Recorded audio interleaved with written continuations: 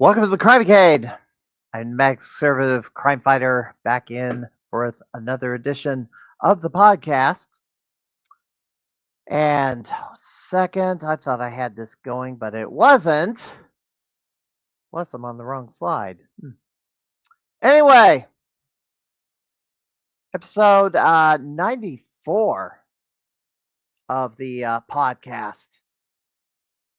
Oh, as we are having the last episode of the month of March, and we're going to be heading into April. And today, geez, record-breaking high temperatures, unbelievable, in the 90s. And apparently, it's not gotten in the 90s in where I live for about a century in the month of March. So yeah, the previous record high was 81. We blasted through it. 92 was the high. However, tomorrow, gotta reach a low to the 30s. Low 50s for a high. So we're gonna have a 60-degree temperature drop. And there are storms in the area and concerns about tornadic activities, which there is the risk of that, and also hail, big size hail. So it was storming for a little bit, but it kind of calmed down. So we are going to proceed onward. And so let's review last week. Our guest was Lawson Newland. He is the host of the podcast Super Wall Jump. Also been a bit actor and a producer in multiple television series out of Atlanta. He volunteered to make an appearance on the pod and knew nothing about him ahead of time. But this podcast is geared to give attention to those gamers who are widely overlooked and fly under the radar, kind of like me to an extent, but not so much. But thank you to Lawson for coming in last week. And Gamers Unwanted, I'm still on the guest hunt. I think I've got my guest for April all locked in. If you work in gaming, you're a touring competitor, create content, have notoriety, or you're a gaming fanatic, let's talk. Message me on Facebook/Crimeycade. And follow me on Facebook.com/Crimeycade, or follow me on Twitch, twitch.tv/Rapsheet. And the past episode of the pod will be uploaded to my YouTube channel, tiny.cc/PWCI. And I have to put my weekly Beezer post, as it is still not on the arcade floor, and this turkey right here is demanding I get out of this chair and give it to her, and so she decided to hop on the desk again. And I expect her to do it a few times. You know, she's got a desk over there, or a chair over there. It's got a lot more padding, but she wants this one because it's heated up. So, will we see Beezer? Don't know. But Weirds the Losers definitely has this game. This weekend, pretty busy if you're in the Chicago area. C2E2 is going on, and Goblin Ghost Arcade will be bringing a load of games out there, with some games that are not on the arcade floor at all, have never been put on the arcade floor. They'll also be showcasing the latest version of Dark Presence, the fighting game which apparently is indefinitely 6 months away. But they have the latest build. So we'll see how much closer to being released the game is. But that's not all. If you're also in the Chicago area, the documentary For Your Amusement, and we had the filmmakers on a couple of weeks ago, Justin Tolliver and Googs. The documentary will be screening at Fawcett's, 1517 West Fulton Avenue in Chicago, Saturday, the 28th at noon. But you can't get there. You can also watch it online on the Atlanta Documentary Film Festival website through April the 6th. $15. You can check out 10 documentaries, including For Your Amusement. You can get it for half off if you use the promo code ALTDOC50. And I'm going to be kind of registering and start to watch some of these documentaries this weekend and next week. And this little turkey's demanding my get out of this chair and give her this chair. Anyway. Also happening in the Chicago area at the Orland Park Civic Center, Sunday, March the 29th. It's one day only, starting at 10, going to 4. Let's Go Retro, the Gaming Expo. 70 vendor tables will be available. Retro modern video games, consoles, trading cards, collectibles. So if you're up in the Chicago area, you got a lot to do if you're a gamer. And one month from now, I attend the Midwest Gaming Classic. It'll be my 21st, and can't wait. Take this down for a moment. Anyway, now I got to throw this up there. You probably heard the news, Nintendo. Yeah, they're now charging more for a physical copy of a game. You're going to be paying about $10 more per title. A lot of people are not really thrilled about that idea. They're charging the same amount they're charging $10 less for a digital download only. Of course, if you're buying the physical copy, you're buying a media card to stick in your Switch, along with the case, the documentation. I don't know. People have mixed emotions about this, but people are wanting to preserve physical games, and been a lot of controversy about, love to catch C2E2 something about, yep. A lot of mixed emotions about physical copies, and people are trying to get away from digital or get away from physical copies entirely because they want you to own nothing and be happy about it. Anyway. All right. I had the video for this a minute ago. What happened to it?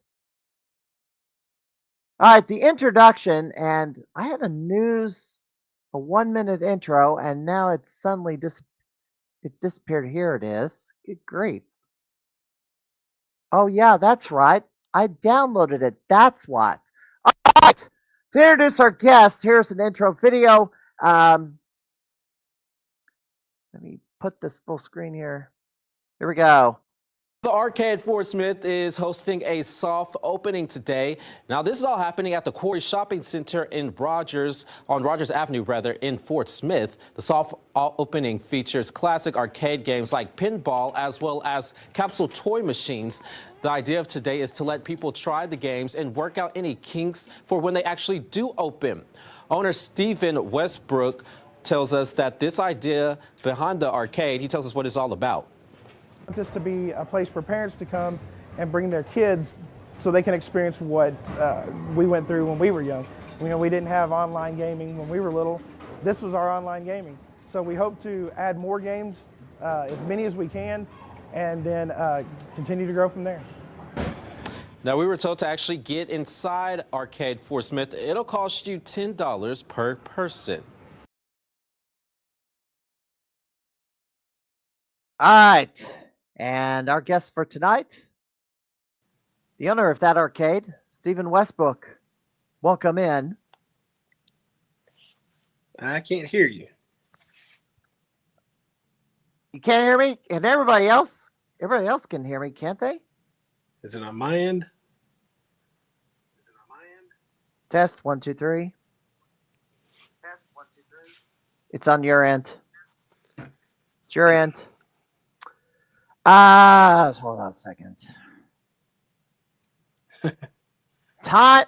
Well, they say Let's I see can. here. Maybe I need to yell. Okay, they say they can hear me. Yes. So I don't know what's going on. Anyway, let me switch. Mics.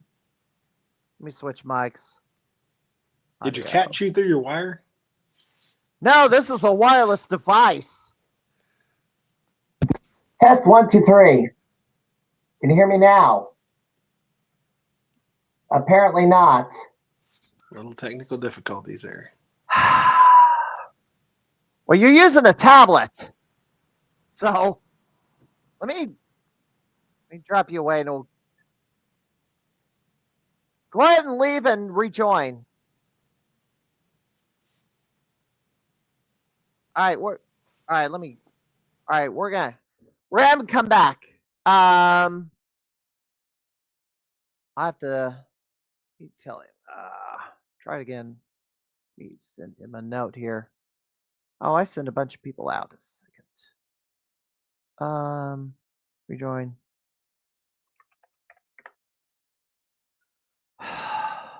Anyway, I don't know what the heck's going on. He's using a tablet to do the pod. So yeah, I know I'm missing out on a C2 appearance. So here we go. Let's see if we can get. Hey, I can hear you. Oh, good. What a mess. Jeez. That's probably that storm that's coming in. Yeah, but it'd be in Arkansas, wouldn't it? Well, they said they could hear me. I know. Was I the only one that couldn't hear you? I guess that's the case. I don't know. I don't know. We're here now. All right. When in doubt, call waffles. Yeah. All right. Well, quick 411. I look at your profile and it seems to match up. Several aspects of your profile seems to match up with mine. You are a former police officer. I used to work for Illinois State Police. Of course, I call myself the mad conservative crime fighter all the time. You run an arcade, and you're a wrestling promoter. A little bit of everything. Yeah, how in the world you seem to have stolen my gimmick? Well, where do you want to start with this? I start with God, law enforcement first. Get that out of the way. Okay. Well, when I was a kid, all I ever wanted to do was be a police officer. I thought it was the greatest job in the world. And it was to an extent. I enjoyed my time there. And about 2016, 2017, I started to realize that maybe my heart wasn't in it anymore. And maybe the job had passed me by and it was going a different direction. So I just decided that it was better to spend some time with my family. So I retired from that and went to work at a bank. I went to work in IT in the bank. I spent nights doing nightly processing and anything else that the bank needed during the night. Yeah, another aspect of my life that you stole. You worked in banking too? Not in banking, but IT. IT? Yeah, my dad was a banker. Yeah. It seems like a lot of us arcade guys were IT guys. I've met so many of them. So when I left the bank, I went to the bank. I stayed there for about 4 years, and I got an opportunity from a friend of mine who owned. At the time I owned. I was a route operator, and in addition to being a cop, I put arcade games and toy cranes and anything that could throw a quarter in. I put inside other businesses and split the money with the business owner. So one of the big guys in our area, he runs games in like 5 states. He's got like 1,200 pool tables alone, and he needed some help fixing games. So he offered me a job, and I left and went there. One, to get some more experience in fixing these things, and two, it helped me kind of concentrate on opening the arcade that I wanted to open. Mm-hmm. So getting out of law enforcement, like I said, it was just, I don't know. I don't want to get into that political side of it. it just, the job had left me behind. So now Yeah. I moved into what I was like, I'm spending time with my family. I'm enjoying my time with them. So I thought to myself, why don't I take the chance and take my hobby and turn it into a real business? And everybody always says when you turn a hobby into a business, it turns it into a job, and it did. Don't get me wrong, I still love arcades. I've got 250 of them, and we're constantly buying more. I'm trying to sell some off, but we're constantly buying more. The arcade that you saw there in that video doesn't exist right now. We had a 3-year lease on our building, and when I got the building, it was way too big for what I needed. It was 14,000 square foot. It was a big giant warehouse basically. So I didn't re-sign my lease. The landlord that owned the building was a friend of mine, and I told him, hey, I'm going to look for an opportunity to move into a place that's better exposure, because our arcade was, if you see those pictures right there that you're looking at, that door is the back of a Walmart building. We were essentially in the Walmart Tire Lube Express area, and in the back of the store, which would have been like automotive, hardware, electronics, we were in that area of an old Walmart building that had been sectioned up. So Kind my of buddy hidden. said, that's great, man. He goes, you can just do month to month until something comes along. And I was like, yeah, what are the odds? The building sat empty for 5 years before we got there. And a month later, they called me and said, we have a very serious tenant that's interested in moving in. So we started to look for a place to put the arcade. And we ended up in a warehouse. We are 4,000 square foot of nothing but corner to corner, wall to wall games packed in this building. But we got some good news today. There is a lease that has been drawn up and emailed to me. All I have to do is e-sign it and send it in on a new 4,000 square foot building for this arcade. So we are going to start working on reopening that arcade. So this is from that Walmart. So that's a terrible picture. There's one game out there. Whenever we started or when we closed the arcade, we thought, we're going to run right out and find another building. And that's not the case, because we left on December 15th, and now here it is April. So we were out looking for a building, and we ran across this building that I'm sitting in right now.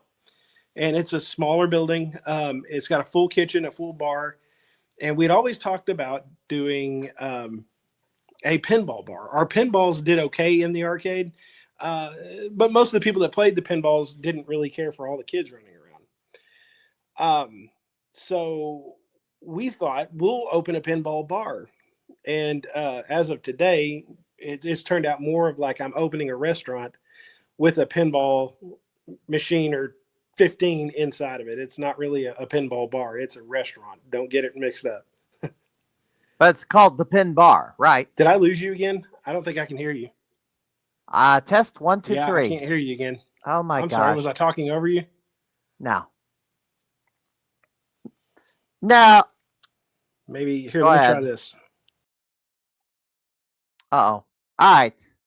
Can everybody still hear me? Because I'm on the wireless. Yeah, this has got power. I don't know what the deal is.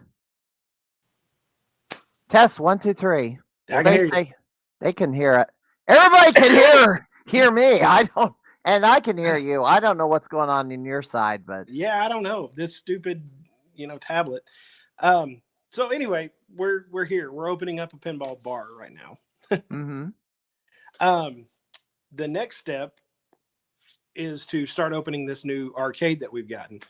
I wonder if when you shrink it down, I wonder if that's whenever I lose my audio with you. Can you hear it? Or...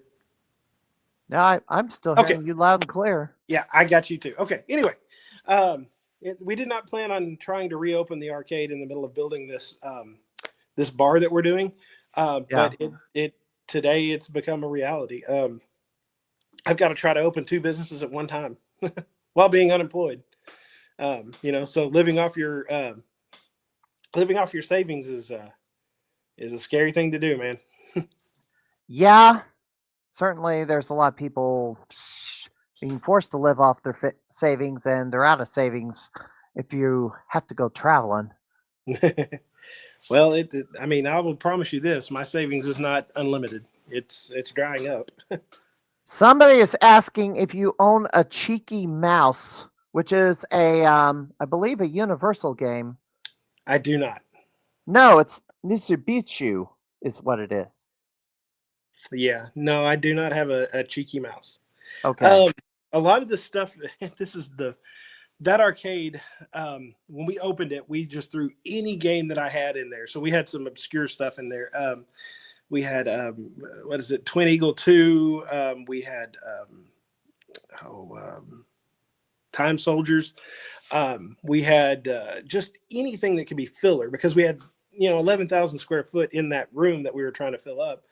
And unfortunately, a lot of my classic games are put to the side. So we're in the process now of getting those done, because we're shrinking down to this 4,000 square feet. We're going to be a little more particular about what we put in there instead of some of those old games that nobody really knows. We had games that sat there and ran for 8 hours and nobody ever touched them.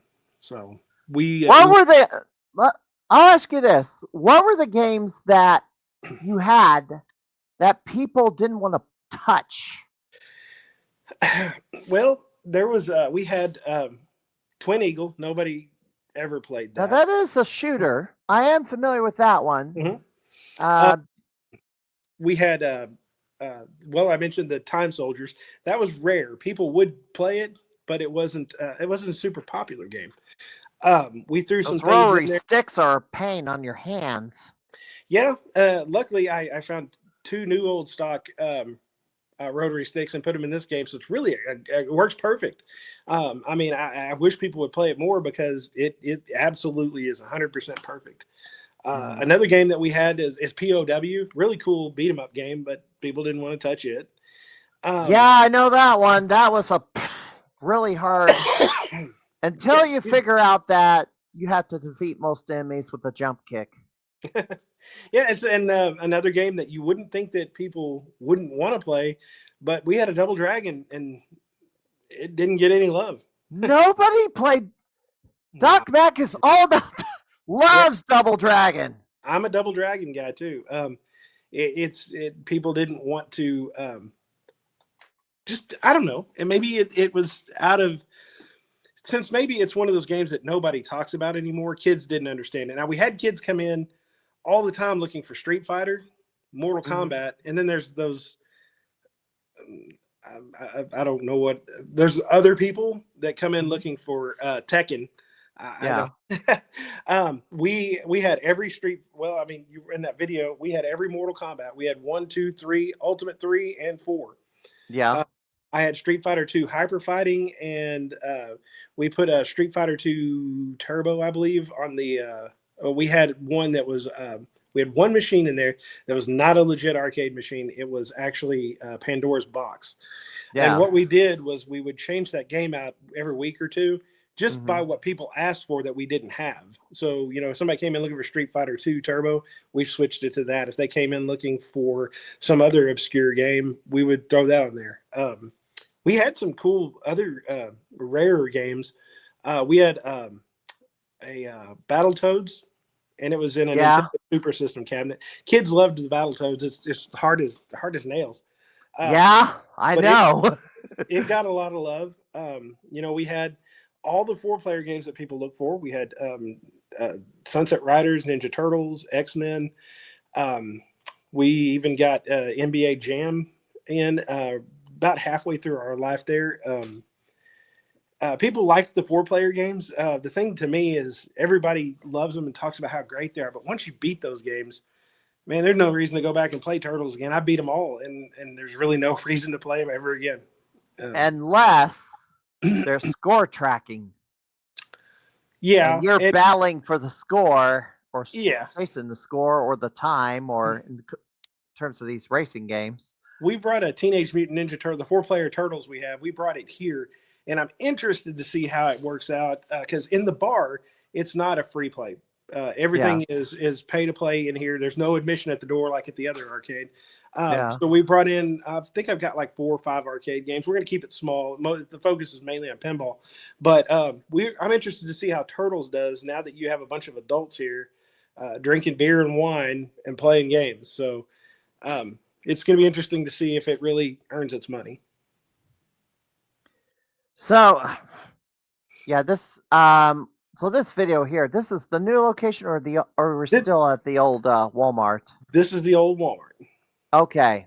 And this is actually an older video of it. We had done a lot of updating to it before we moved out of it. And we didn't, it was close to the end of the time. We didn't get any video of it, unfortunately. I believe this was shot a year ago. Yeah. Now, if you want to go even further back, Oh my gosh. I've got Matty Moe shot video before you even opened. Mm-hmm. And this is well, you're not even open yet, but here we Nope. Here we are. All these machines being brought into the place, being Yep. rearranged. Just kind of a work in progress. Yes, it is. A long work in progress. How many arcade games do you own? About 250. 250. Yeah. Some of them are duplicates. Some of them are I'll just call them their cabinets. Some of them are projects. Like we have I have Battletoads in a Nintendo Super System. That's fixing to get completely put in, and we're going to put that Battletoads in a 3-player Mercs cabinet, and it'll be a 3-player Battletoads. And then my Nintendo Super System, we're going to restore that one. I've got all the parts for it, but we're not going to put it in the arcade. If you know, do you know Michael Jensen? No, afraid not. He owns the arcade. Him and Derek Sorrells, they own the arcade in Wichita, Kansas. Okay. And he posted a picture. It's been a little while back. It's when we decided we weren't going to put it out on the floor, but some kid had grabbed a hold of it has the controllers that look like Super Nintendo controllers, and he grabbed onto that, and he was just pulling, and it broke, and it broke a $300. Oh boy. Yeah, $300 joystick. So my wife's like, we'll just put that at the house and leave it. But we have a two play choice 10 dual monitors. We have like 4 punch out machines. Oh, look at that! What is this? I saw an arcade 1-up over here. Let me go back this up. Yes. Yeah, that. Yeah, okay. Now that there is a reason behind that. We lived at the time, we lived in a smaller house at the time, and my wife, we didn't have room to keep any games there, and I wanted Major Havoc. Yeah. So she got me that Asteroids over there with Major Havoc in it, and she was like, "I'm not paying $3,500 or $4,000 for you to have a Major Havoc. I love you, but not that much." Right. We had a Star Wars is another one that I want. And she surprised me one day on my birthday, and she bought me a Star Wars 1-up, and she's like, "These will do until we have a house with a game room, and then you can bring whatever you want in there." So there is a reason. I'm not holding it against you because you're not even. This video is basically you're just storing it here for the time being, and it's not even open yet. So yeah, there was the Play Choice 10. I have 2 gauntlets. I have the gauntlets and Legacy and Dark Legends. More Lethal Enforcers than I knew what to do with, because every place I put one, they made money. There's several. Hey, is that me? Yeah, a little fat guy. That is you. Yeah, Matt and I talked many nights in there about what we were going to do. He was my tech there, and he got some news. We moved him to Fort Smith, and he got some news and had to move back home. I won't put his business out there, but I hated to lose him. He's been on my pod. Yes. Yeah. Long time ago, though.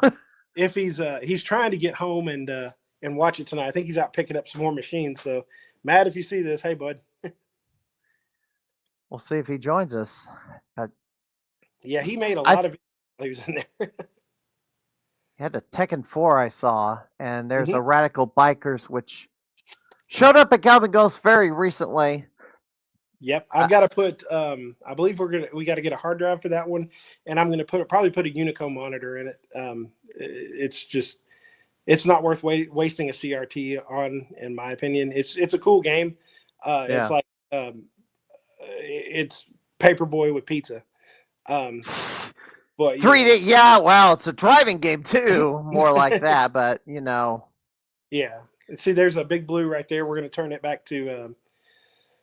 We're going to put Super Street Fighter 2 in that one, and somebody Okay. cut the topper down on it to fit an actual regular size marquee. So it's, I Oh, guess, that's sacrilege there. They couldn't do a custom. It's a medium blue. No, I guess whenever you got the kit to put the Buck Hunter that was in there, they just cut it down to fit the marquee that came with it, which I guess I get. That's Matty Moe's Mario Brothers over there. Yeah. I saw what looked to be a Dragon's Lair cabinet, but it had a My Hero marquee on it.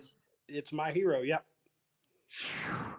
Yeah, we're going to restore that one to Dragon's Lair, and then I'm looking for a suitable cabinet for the My Hero.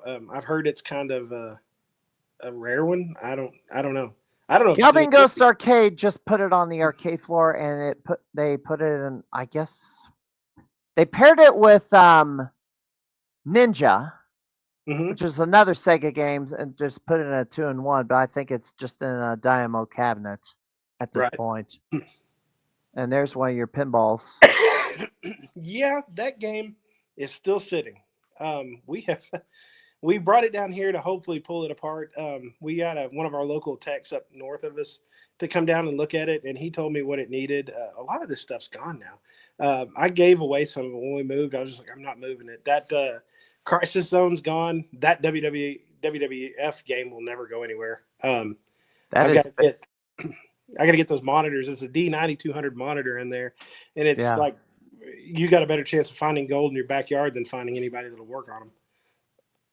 This is from another building, it looks like, and kind of a sky view. Excuse me, allergies are killing me. That is an old. That's our old warehouse. It was about 2,500 square foot, and it was completely full too. And we were moving out of that and into the other building to get rid of this one. We outgrew it. We put all the other stuff in the other building and built a wall of arcade games across the back of it. Yeah.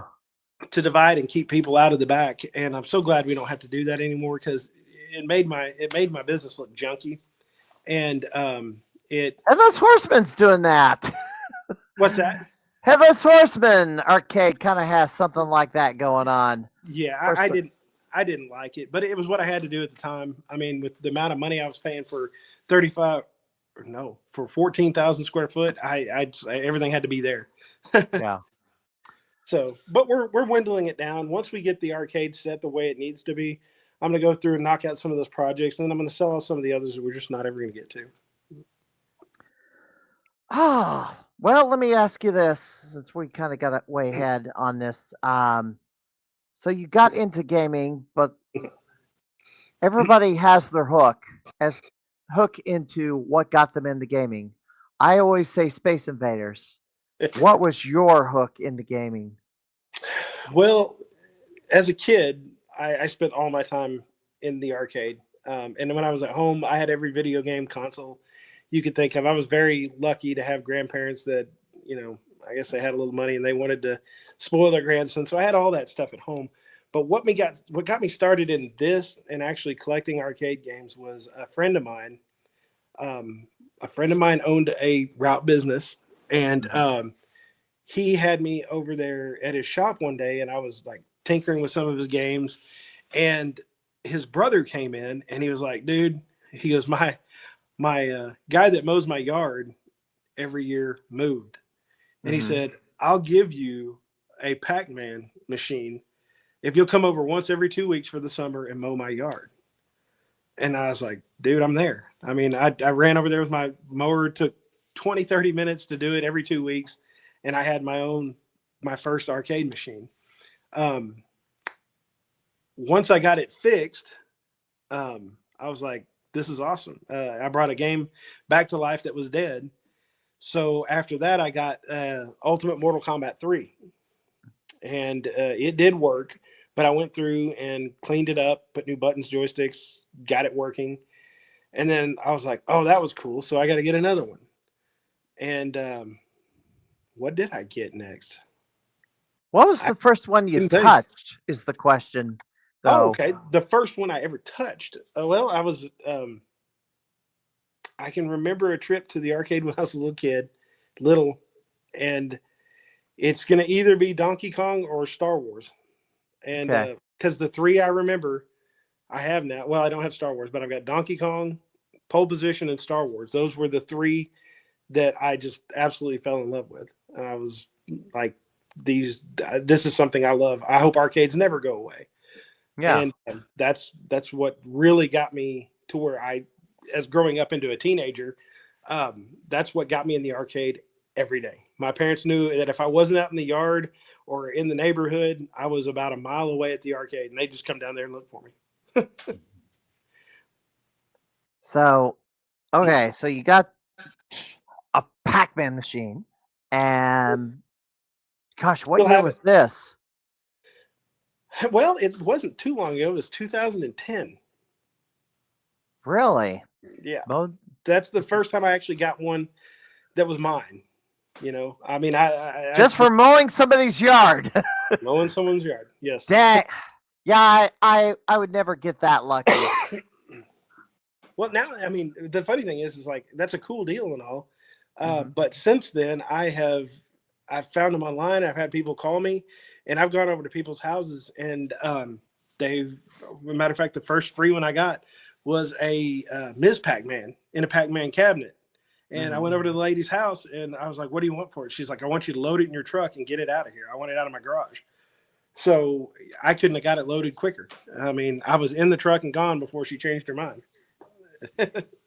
Never get that lucky around here. Now, Gah. dude, that was 2015. That's 11 years ago. That doesn't happen anymore. Nobody No, just gives away a game anymore. nobody does that unless they're really desperate to get rid of it, and it's usually in a broken state. Well, in about 2016 or 17, I got a really good deal. A friend of mine called me and said, "Take $200 and go to this guy's house and buy his arcade game he's got there." I was like, "What game is it?" And he's like, "Don't ask questions. Get in your truck. Go to this guy's house. Here's his address. Give him the $200 and take the machine he gives you." I was like, "Dude, what if I don't want it?" I was like, "I got enough crap laying around the house." He said, "Just go." So I took my $200 and I pulled in this guy's driveway, and the guy was like, "Come on around here. I'll show you the game you're here to pick up." And I walked around the corner, and it was ice cold beer. And I handed this guy the two $100 bills that I took over there. And he was like, "Oh, you'll probably want this too." And he turns around and he hands me the original owner's manual in perfect condition. Mm. And I carefully put it in the back of my truck and took off as quick as I could. He was retiring from here. He owned a plumbing company. He was moving to Texas, and his wife said, "You're not taking any of this crap with you. Get rid of it all." So he's like, "I'm giving somebody a good deal, I'm sure." And I was like, "You have no idea what kind of a deal you're giving me." And I was like, "Do you want to know what it's worth?" He goes, "I don't even want to know what it's worth. Just take it and go, and I hope you enjoy it." I And know I've it's still quite got a it. bit of money. Quite a Well, bit of money. I've been offered $3,500 for mine, and I've told people to just no, thank you. I don't know if it's that worth that much, but I've been offered it 3 or 4 times, man. I don't know what the new, since they put out the remake of it, I don't know what that's done to the value of it now, but I don't plan on getting rid of it, so I don't need to know its value. I do if I know. this place burns down, though. I mean, it's insured, so I need to know the value for that. But I think I had a chance to bid on one quite some time ago, but I just didn't. I passed on because I had all my arcade games that I own were in the basement. I did not want to add any more to the basement because I needed a new garage with a back room to put everything on a ground floor before I would acquire anything else because moving an arcade game up and down stairs is dangerous because I'm not muscular and the stair is only wide enough for just a person on each side of the arcade machine to get it up and down the stairs. It's can't fit. It's too narrow for two people. I had a business call me once. They owned it was a sports bar, and they wanted a pool table. So I took a pool table over, and they were like, "Okay, we need it upstairs." And this was in Russellville, Arkansas. They have a college there, so I called somebody that knew some of the football players, and we put this pool table on the stairs, and we put down every rug we could find in the place. We put it down on the stairs, and we slid this pool table up to the second story of this place, put the legs back on, and it sat there for 3 years. And I was like, I don't ever want to move it again. And when we lost the location, they changed to a different type of restaurant. It became like an Italian place. But when we lost the location, I had to hire a moving company to take it downstairs. And just to move it from downstairs and put it on my trailer, they charged me $600. How heavy is the pool table compared to an arcade machine? Because I kind of think the arcade machine would be heavier. No, a commercial pool table that takes money. They run between 600 and 800 pounds. Okay, shoot. Yeah. Plus, it's wide, and if you're taking it upstairs, you better not have to negotiate any turns, because it ain't gonna go. No, we didn't have any turns, and we had to put it on its side. We put it on its side and took its legs off, and then up the stairs we went. That's what I figured you'd have to do. Yeah, we got about halfway up, and these big football players, some of them held on to it, and then they took turns taking a break because it was that heavy getting it up there. But we got it up there, and it stayed for 3 years. And then the movers showed up, and they were like skinny guys, and they put it on these things that they have that they wear and walk down the stairs with it. I couldn't believe it. They charged me $600 to do it. But I mean, what can you do? I mean, a pool table's $1,500 to $2,000, $600 to get it down. I couldn't just walk away and leave it. I mean, I've left the places before. And I was like, I'm not moving it. You can have it. I will say that at the pinball convention, Pinball Expo, there is a vendor that sells this machine that will move a pinball up and down the stairs without any humans holding on to it. It's basically a machine that will take the thing up the stairs and down the stairs. I don't know if it'd handle a pool table, but it's certainly a pinball machine. Do you just pray while it's going up and down the stairs and just be like, no, they've engineered it and they had it on demonstration. I don't know. I think they did it on carpet too.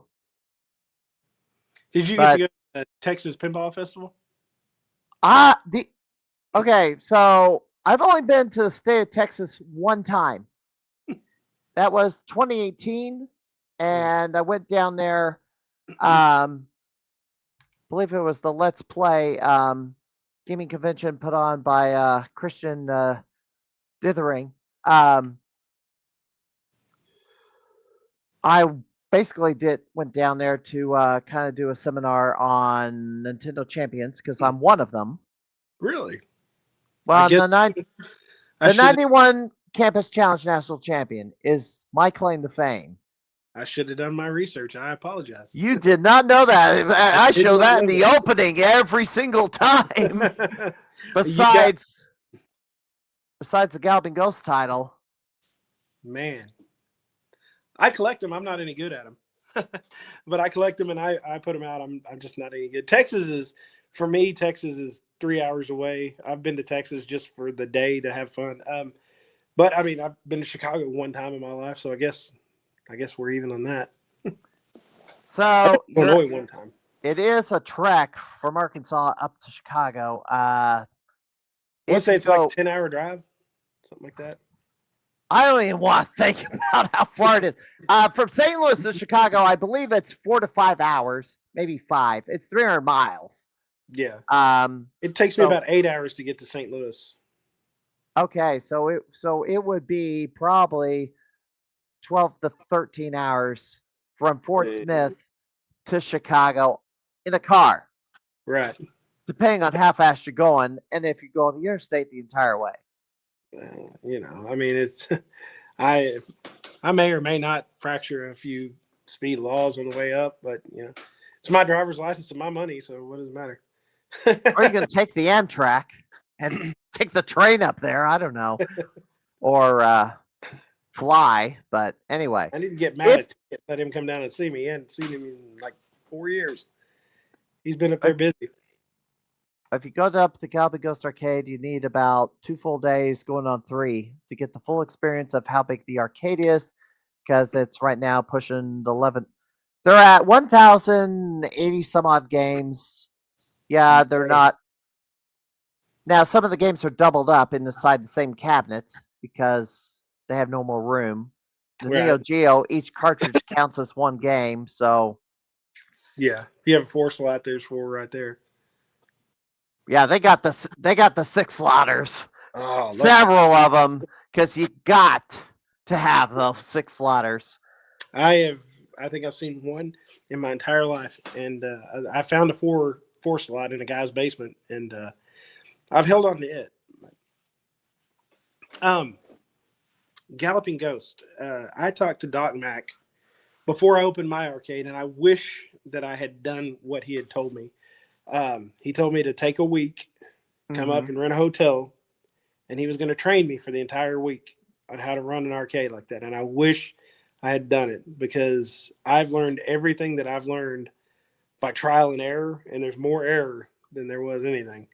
But it's been a learning experience, and it's something I don't hope everybody does it, because the more arcades we have around the I think that whenever there's just enough arcade businesses like this around, it keeps the mystique to it. It keeps like everybody like, I need to go there and check this out. And I'm not talking down on anybody like, Free Play. There's like 5 of them down in Texas.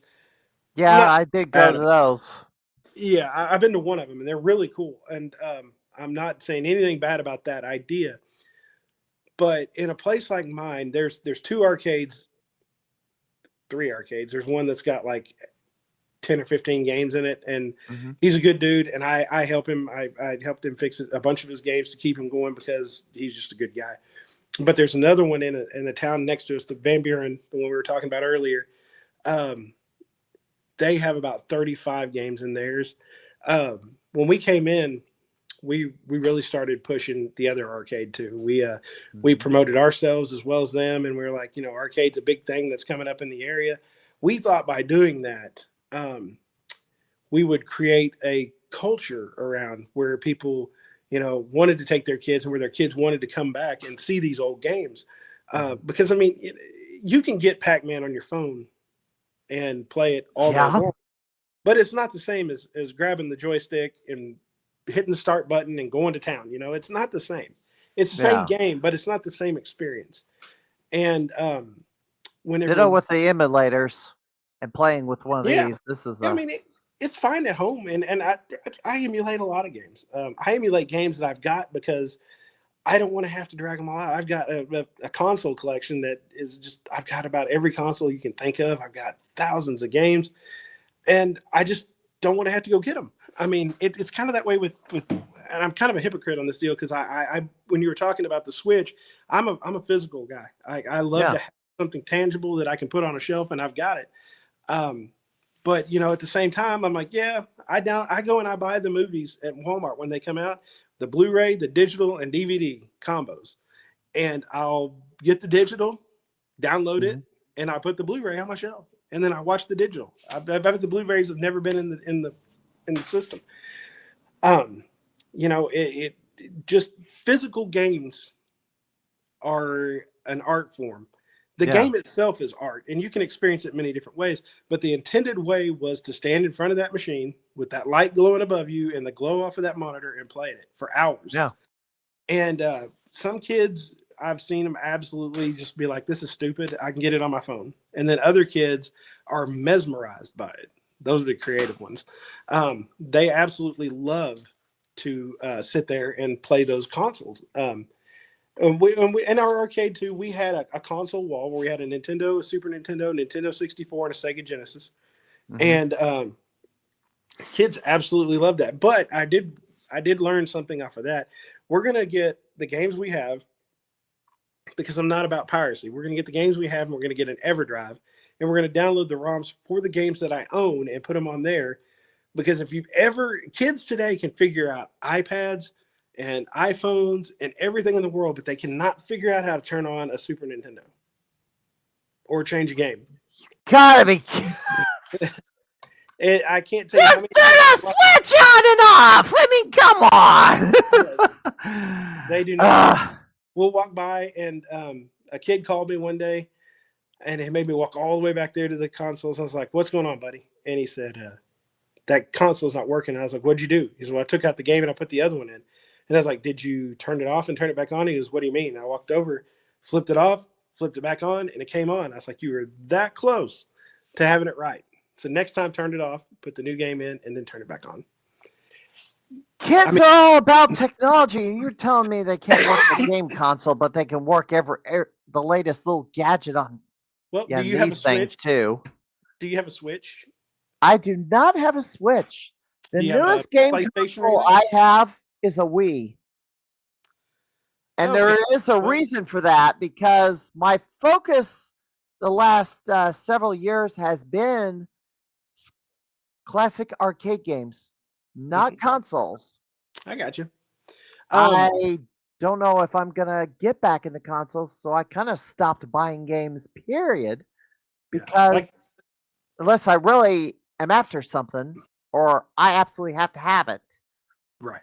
Well, the reason I said I have them all. We got PlayStation 5 and Xbox Series X. We got all the new ones. And in order to change a game in that thing, you pretty much push a button, takes you to a home screen, you select a different game, and you start it. You don't ever turn it off. So at first it didn't make sense to me. Then I was like, since PlayStation 3, 3, you've never had to turn these games off. The kids don't have to, because they always download the games. It's already there. And you can jump from one game to another just like that, and you never have to turn it off. So Well, you can eject the game, and it will go to just a blue screen. It'll throw a message on the screen, or it will exit the game and then go back to the main menu, and then you insert your next game. Or at least, I don't know if you can do that with the Wii, but you certainly can't do that with the GameCube. You just get an error message saying, "Hey, the game is open, or the lid is open. Please close the lid and press any key to continue." I'll say that the last console generation that I absolutely enjoyed was probably the N64, PlayStation 1, Saturn Dreamcast era. Yeah. PlayStation 2 was really cool, but to me, my childhood gaming ended when PlayStation 2 came out, and from then on, it's been a new experience. Going to the store, going to like Hastings or Blockbuster and renting an old PlayStation game or a Super Nintendo game, and those days they died. And arcades died. A lot of people don't know. I mean, they died off completely. There was no more out there. An arcade became what they have at Chuck E. Cheese and Dave and Buster's, and it is an arcade. It's not a retro arcade. It's not the classic stuff. See ya, Jolt. Yeah, thank you for the kind words. I hope it does well too. But time, man. I mean, the best way I can explain it is a couple of years ago, I was 16, and now I'm turning 46 this year. It's 30 years difference. And I'm 12 ahead. Well, it's I love the fact that there's a group of us out there that are trying to keep these games alive and let our kids and one day grandkids see it, because there's going to come a time when we have these big collections in our houses, and for the lack of a better word, nobody's going to care anymore. Eventually they're going to go away. There might be a niche few people that do. But just like everything else in time, I mean, how many people do you know that have 8 tracks? Eventually this is all Nobody. Unless you Yeah. go to Winners and Losers down in North Carolina, but Well, the only thing that I'm grateful for is the people that created MAME and started dumping these games. They'll yeah. keep them alive that way, but the physical, like all of us, eventually this body will be gone. And the same way with these arcade games. These things were only meant, they built them to be used for 3-4 years and then discarded. They'd never planned on them to be here 30 years, 40 years later, and here they are. And there's people who are going to keep these things alive, which Gavin Ghost leading the charge on that one. Yeah, But Doc is definitely doing the Lord's work. But it's in one way or another they'll live on. But right now, as the kids don't know it, younger kids don't know it, but this is their opportunity to experience something before it's completely gone, and it's not there anymore. preservation, there will always be a preservation crowd that will keep I this hope thing so. going, I really generations hope so. generations to come. I Well, Excuse me. I'll go ahead and move on to the next part of this. All right. There seems to be a lot of crossover gaming and wrestling of late. Because this is the other part of this, which kind of caught me off guard. And, the Headless Horseman Arcade, which is also in the Chicago, they've hosted a few wrestling shows in the arcade lately. Midwest Gaming Classic has hosted our mini shows. Frankie DeFalco brought Bruce City Wrestling there. Hornswoggle brought ACW Wisconsin there. Well, you've got this. And here's the intro to that. You have a wrestling promotion too. I Although do. it's it took a break, but I think it's supposed to be coming back very soon. April 11th. Oh, Yeah. the same day as my next wrestling show in Springfield, Pinball, We which took I a have to deal with. we took a break, unfortunately, because we had to. With the closing of the arcade, it took up so much of my time that I had to put it on hold, and I hate doing that. We put a plan in place, and we're trying to work with some other big names that are in wrestling, and we're trying to get it to where before it was standing on my feet, it was standing on my shoulders. And we're trying to make it to where it will actually do itself. If it doesn't, how do I put this? If it doesn't create a profit, at least it breaks even. That I've been very fortunate. Everything we've done has either broken even or we've created a profit off of it, and it's allowed us to continue doing this. And the plan is to bring this back, and we're going to start traveling through Arkansas, Oklahoma, and some in southern Missouri. Sorry. Well, you better just to warn you about Missouri. Their licensing restrictions is much higher than the rest of the country. Although Arkansas had a bit of a controversy with its little licensing that anybody off the street could get a license without any training. Unfortunately, I know this for a fact because I used to have a website, St. Louis Wrestling Community, which nobody else was kind of documenting Illinois and Missouri wrestling scene, and I did that for 18 years before stupid drama brought it to an sudden end. Whenever I got into wrestling, I found out. Botch. Yeah. I can't remember what happened there. Kind of slid. Tried to jump over him, and he didn't quite clear him. Yeah. I have not watched this, by the way, so I watched the first half of this. The rest of it is a really good match. That was the only thing that happened in that whole match. These are two guys that we brought in from another company in Arkansas. The guy, Alexander Gold, with the shaved head, he owned a wrestling promotion too, and it took so much of his time that he called me and wanted me to buy it. So I dealt with him, and we come to an agreement. And he wanted to get back into the actual performing side of it because his being the promoter, it definitely takes a lot of time to be a promoter and then take that hat off and then put a performer hat on. Yeah, I And know somebody that has those two hats and also plays in a band. oh, really? Yeah. So he's like me. He can't quit putting hats on. He has three hats, and that's about all the hats he can wear right now, besides his regular job. Yeah, I've got, let's see, the wrestling that you know about, the wrestling, the pinball bar, the arcade, and we produced some. We've got our guy that films our shows and edits them.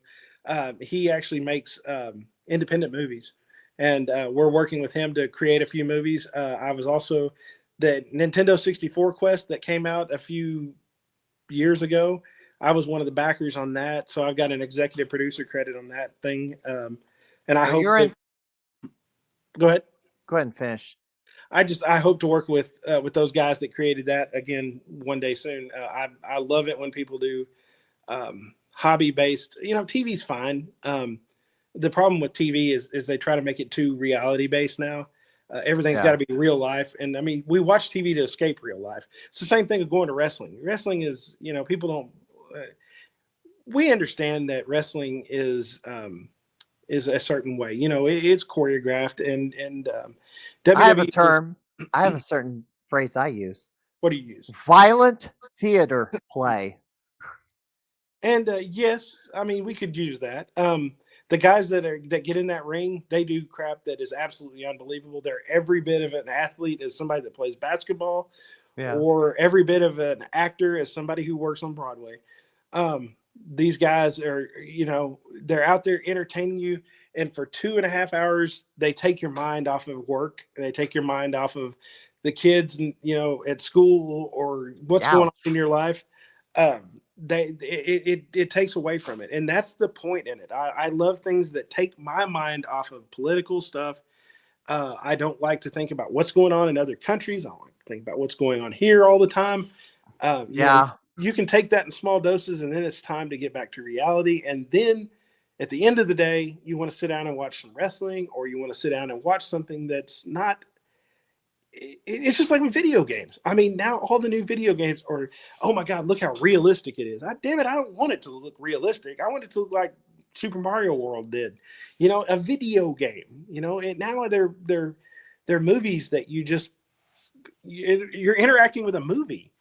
So, I get into all that crap. I encourage anybody that has a passion to pursue that passion. And these are all the things that I've enjoyed. Wrestling came across by accident, with me. And I'll tell you the story real quick. My father-in-law lost his wife a few years ago, unexpected. She ended up passing away, and he moved in with us to get away from it. He's like, I can't go home. I can't go to all that. I want to sell it, and I don't want the memory. I don't want to deal with it.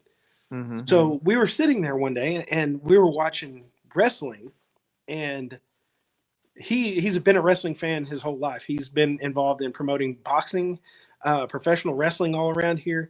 And I looked over at him, and I was like, I got to do something to get his mind off of this. I said, hey, what would it take to start, to put on a wrestling show? And he's like, well, we probably need this much money, and we need to get a hold of these people. He pulled out his phone. He started going through numbers. And I mean, the names he's rattling off are guys that are like Jay Lethal and Matt Hardy and some of these other guys that they've wrestled everywhere. Yeah, and also not cheap to book either. No, they're not. But your hope is you can book them, and they'll at least bring in enough seats to take care of their end. So I mentioned to him, I was like, let's give it a shot. And 30 minutes later, we're already setting a date. We've already got a ring booked. We've already got talent booked, and we put on the show. And this was the first show I'd ever gone to where I wasn't just sitting there watching it. And I was like, man, this is awesome. We got to do it again. So we did it the next month, and then the next month, and we went on for about a year. And, when the arcade hit and it put us out last October, I was like, man, I really hope we can get back to that because, like I said, it's an escape. There's Mhm. nothing. If you go into wrestling shows, it's got a cool feel to it. But on the other side, it's completely different in the fact that when you're a promoter and you're putting together these matches and booking these people and you're watching them perform and you're watching how the people react to it, you get a different higher experience from that. You're like, I Yeah. brought them that pleasure. They're cheering because I brought together all these wonderful athletes and gave them the opportunity to apply their craft in front Mhm. of everybody. And that's something that you can't bottle it. You can't. It's an awesome experience. Looks like some shenanigans here. Somebody tried to cheat. Yeah, No, well, now a roll up. Let's yeah, see. Oh, Mr. still Mr. not two. Still not three count. Mr. Gold's he's a bit of a cheater, he likes to play the heel. He likes to be the bad guy. Uh-oh. What we got here?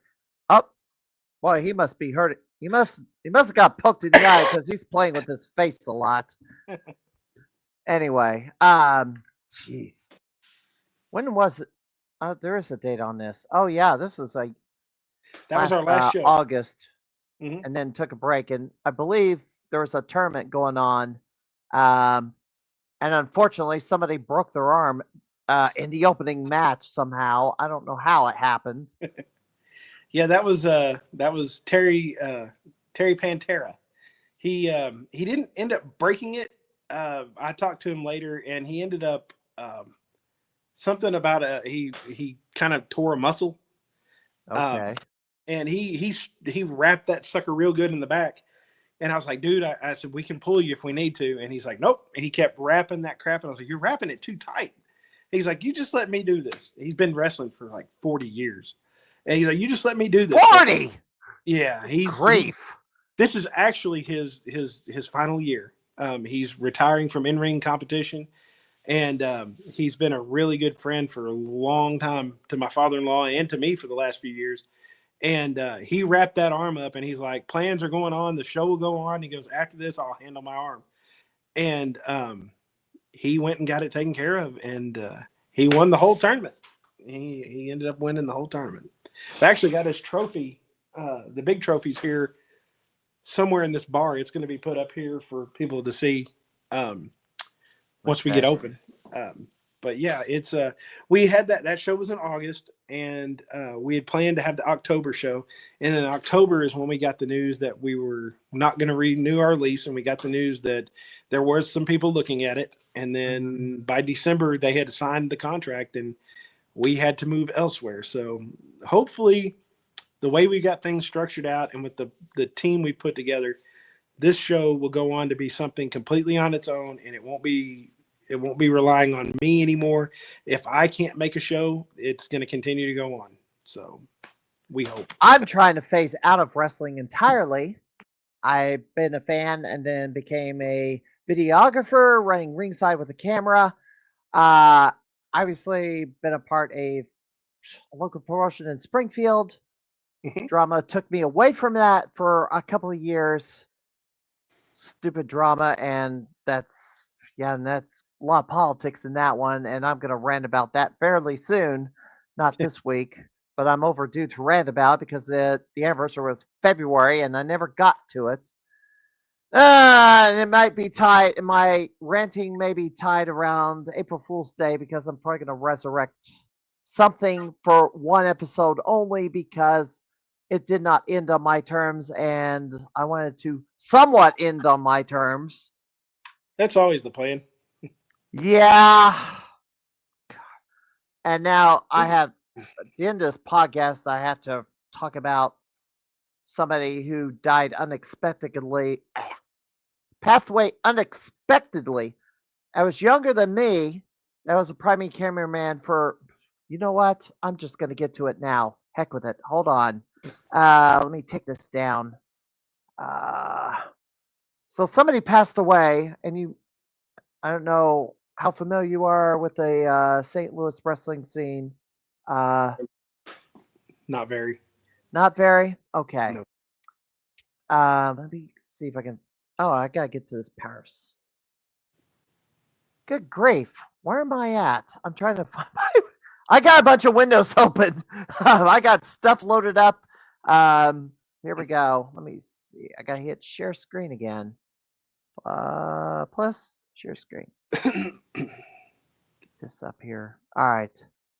So this gentleman, I got the news this morning that Stephen Mead, who is the videographer for Pro Wrestling Epic, unexpectedly passed away a couple of days ago. Cardiac arrest and could not be revived. And yeah, it's just He's younger than me. Oh my man. he's younger than me. Yes, and it's like, yeah, it looks like 43. Passed away at the age of 43, and because That's he crazy. passed away, yeah. I'm one of the other camera guys that worked for that promotion, and it's like this. He was the senior on this one, and it's a big loss, and for PWE, and the void's got to be filled, and I'm gonna be having to do a lot more video work when I'm trying to kind of phase out of it. Man. Yeah. So yeah, still processing what happened. That's how quick it can happen. I mean, I know. And the promoter had suffered a heart attack a year or two ago, made a comeback, asking why, how is it that he survived, and then this gentleman who's never doesn't take bumps in the ring suddenly just passes away like that. And yeah, I don't know. man, it just shows. I mean, you think tomorrow will be tomorrow, but Tomorrow's not guaranteed. yeah, it may not be for you.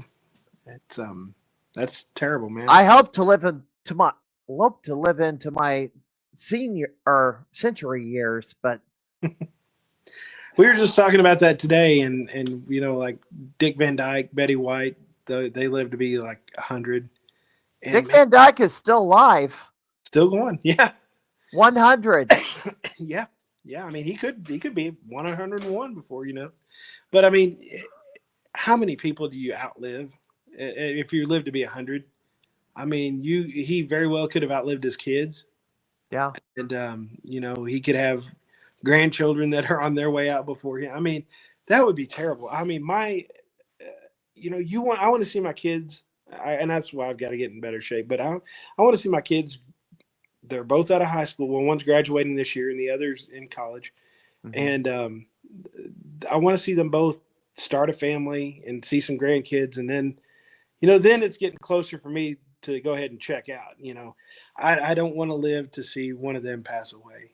I don't want to live to see a grandchild or anybody like that pass away. Unfortunately, one of my grandparents had to experience that, seeing a daughter pass away before they did, Man, and it's an imagine. I mean, it's something that I can't even well, imagine. and then on top of that, a few years later, her son, who was adopted out as a baby, never met his mother, found us. And it was like a year or two ago, we had a reuniting of a lost family member. So crazy. Yeah, it's funny how life I does. invited him to join in to watch the pod. I don't know if he's in watching the pod or not, but Yeah, he's in Canada. But he was born in the United States, but he moved to Canada. He was adopted, and he ended up in Canada. good old Canada. Yeah. I've never Crazy. been, but I definitely want to go. It's another thing. I guess Chicago's as far north as I've ever made it. Well, I'm going back to Wisconsin, as I mentioned earlier. Midwest Gaming Classic, which is the major game convention in the Midwest, and it'll be my 21st. Going back to Milwaukee. Man, you've been at it over there. I'd love to go up there. There's the Midwest Gaming Expo, Southern Fried Gaming.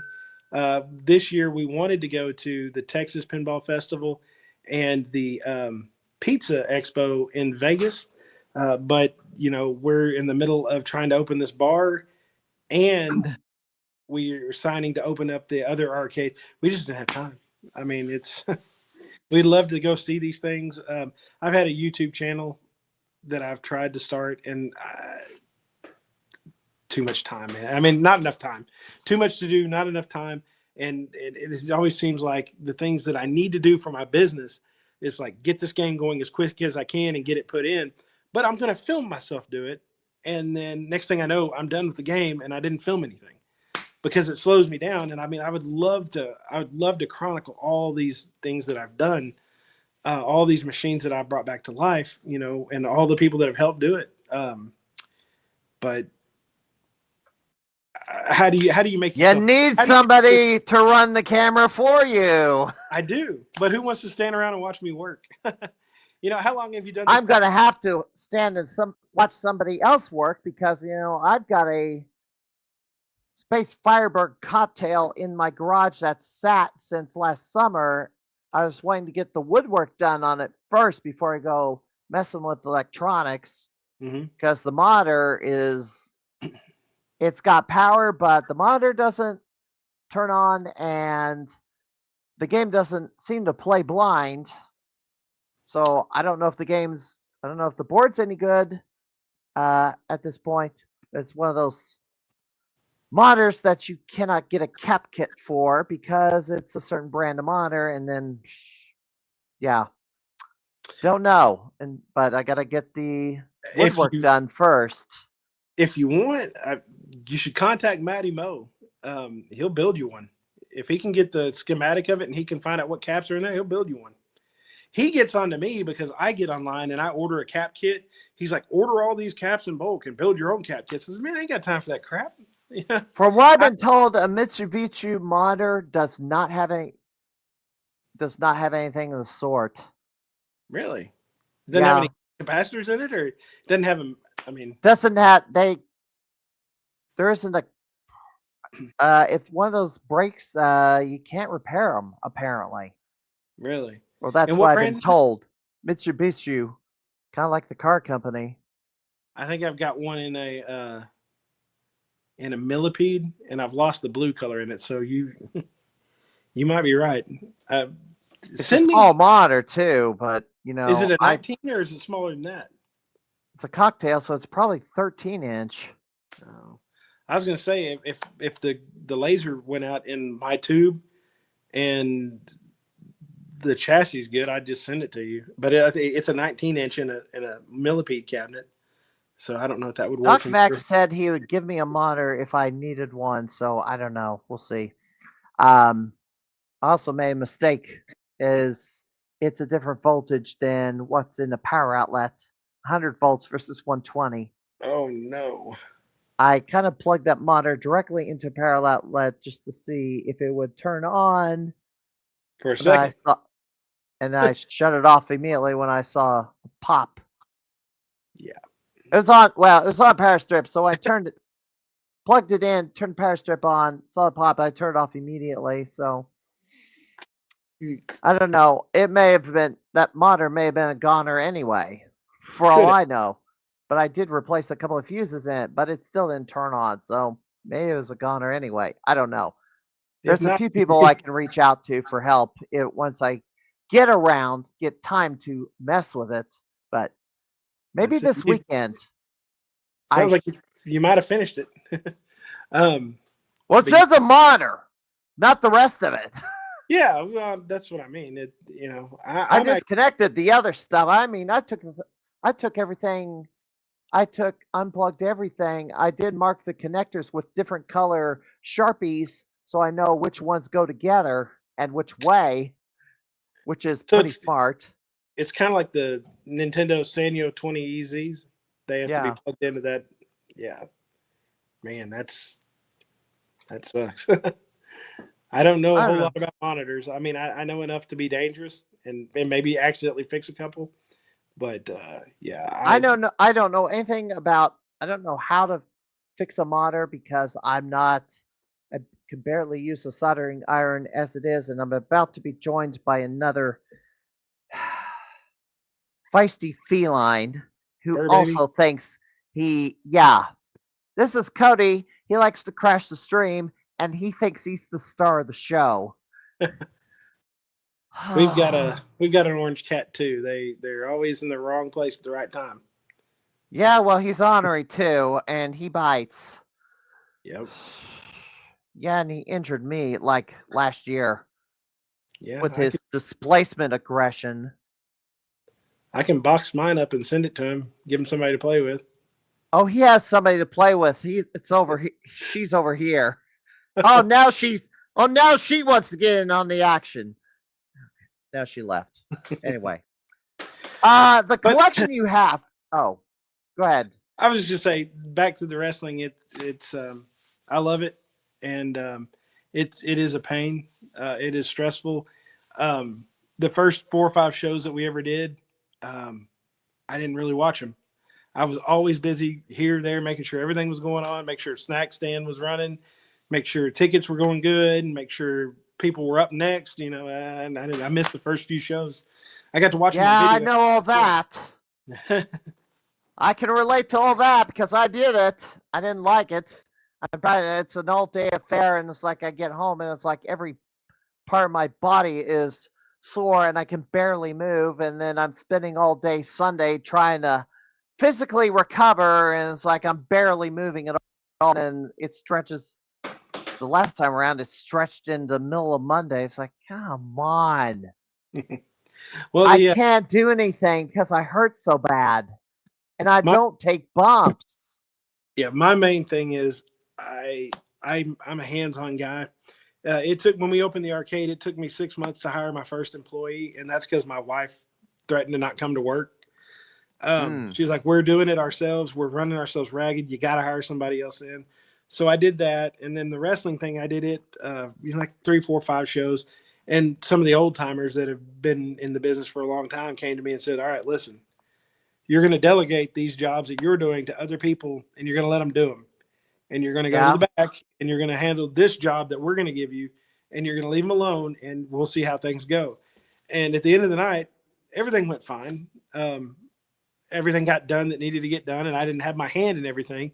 And they were like, that's how you run a company. Yeah. These people are here to help you. They want to help you. Let them do these jobs, and you go over here and do your job instead of trying to do everybody else's job. I was trying to hand out hot dogs and drinks, and they're like, get the hell out of the snack stand. Let them do it. Come back here. We need you back here. And my involvement is basically get the concessions to the concession area for the person to prepare the stuff and they don't even card reader if necessary. They don't even want me doing that. Now, some of the kids that are new, that are learning to put up the ring and learning to wrestle, when I pull up in the truck and all that stuff's in there, they're like, you all unload that stuff and take it to the concession stand. And still gotta buy it. I do have to do that. I mean, I want to make sure that we don't overbuy, and sometimes we underbuy, but that's a good thing. I'd rather underbuy than have a whole bunch of stuff left over. But it's just ideal. Everything this year, this bar, I'm fixing to have to hire a couple of waitresses. I'm fixing to have to hire a couple of bartenders. I'm fixing to have to hire a couple of guys to watch the front door. And these are things I'm not used to doing, man. And at a bar like this, in the state of Arkansas, I'm sure it's this way in other states, but in Arkansas, their actions can get me a fine real quick.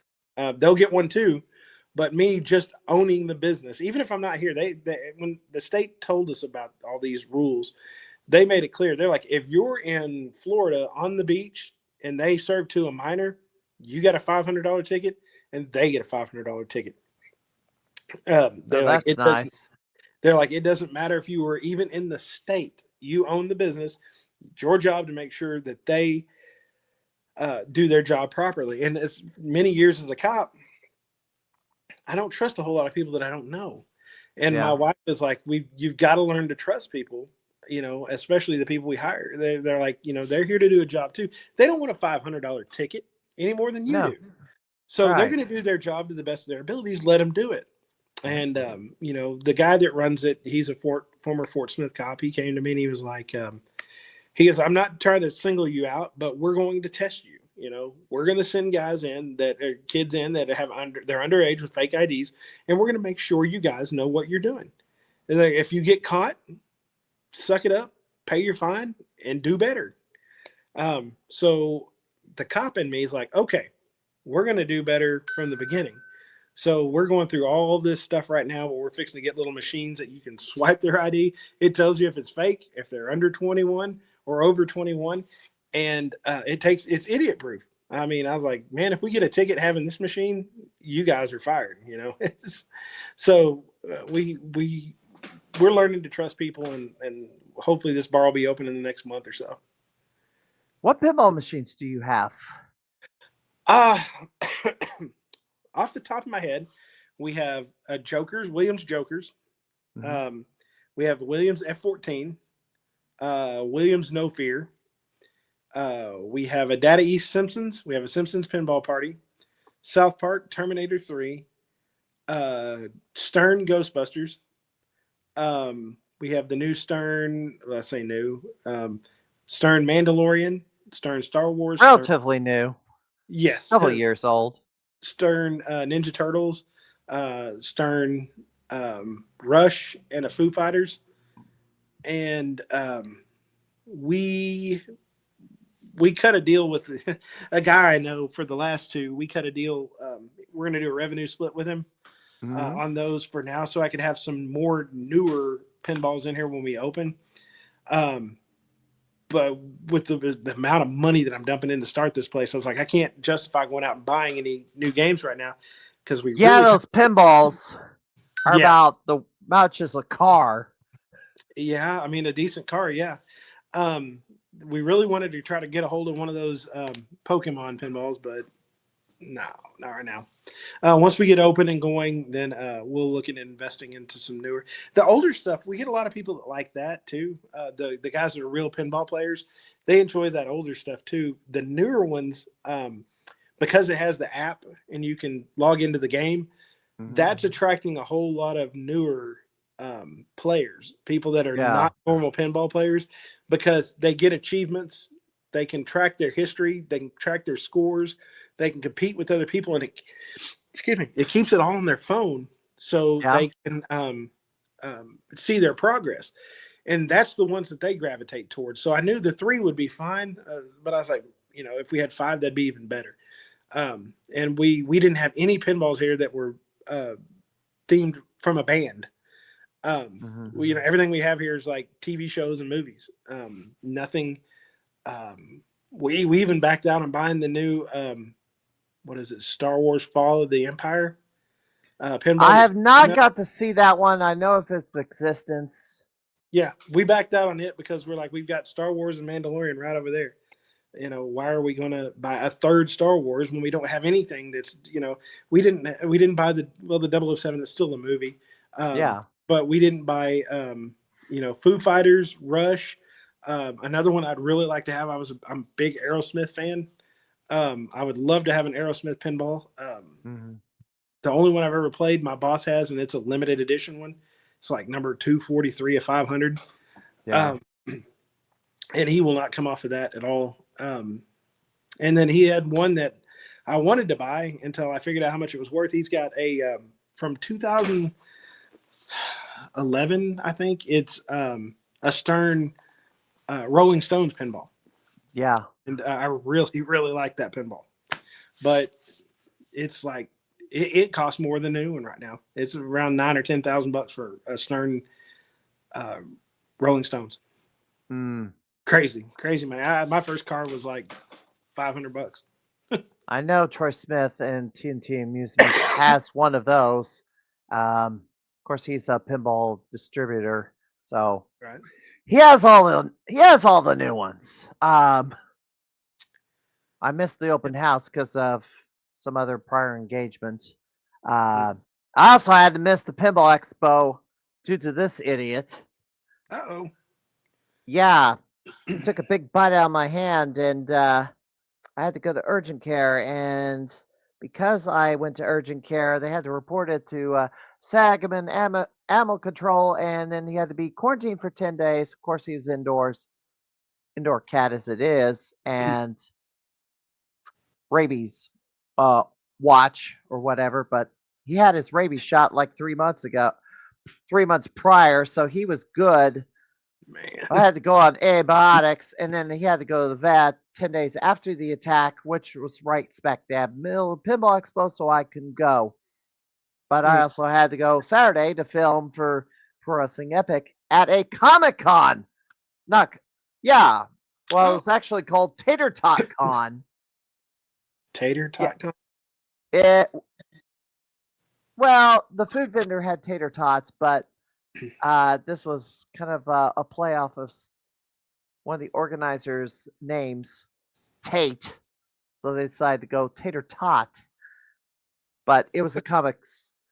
It was comic game con, smaller one, of course, but they had wrestling matches all day. So I had to film. Yeah, that was an all day affair. I was shooting the matches at like every few hours. Yeah, or every hour.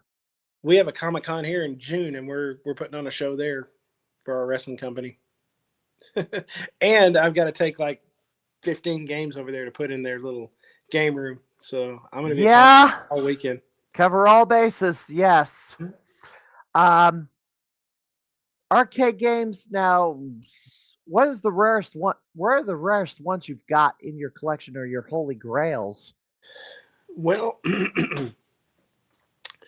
my holy grail is not really anything. The rarest one I've got would probably be I have a Stern Minefield. I don't know if you've ever played that one. That's an arcade game? Yeah, it's okay. It's kind of like it's a twin stick shooter, kind of like Robotron, but you're in a tank. Okay. And it's probably the rarest one I've got. You hear other people talk about like Battletoads is a rare board to find. Mm-hmm. I mean, hell, I've seen a bunch of Battletoads around. I've never seen a Minefield. And like as a holy grail, I mean, to be honest, like I don't think I've ever seen this one either. And Galloping Ghost certainly does not have this one on the arcade floor. That's it. Yeah. I've never played it. I've never seen it. I believe they have a few similar games, but not this one. Yeah. Well, assume you're controlling the tank on the bottom, this thing. Yeah, I'm pretty sure that's it. Sorry, it's so. Let me see, Stern Minefield. It is It is because I looked it up. Okay. Yeah, we got it in. I traded it. A guy brought it in, and he was like, "I need you to fix a few games for me." Mm-hmm. And he goes, "I want you to take that one." And he pointed at the Minefield. And he goes, "Take that game out and put a 60-in-1 in it." And I was like, "No, absolutely not." I was like, "If you want a 60-in-1, there's one right there in the dynamo cabinet. I'll give it to you." And he's like, "Oh, okay. Well, that's great." And I was like, "Yeah, and I'll just trade you even." And to be honest, I didn't know what it was at the time. And then once everybody told me about it, or once I said, "Hey, I made this trade on this," everybody's like, "Oh my God, you got that game?" And I was like, "Yeah, just another obscure game." Because I kind of got a soft spot in my heart for obscure games that like that were not real popular whenever they were new. Like we've got a cabinet.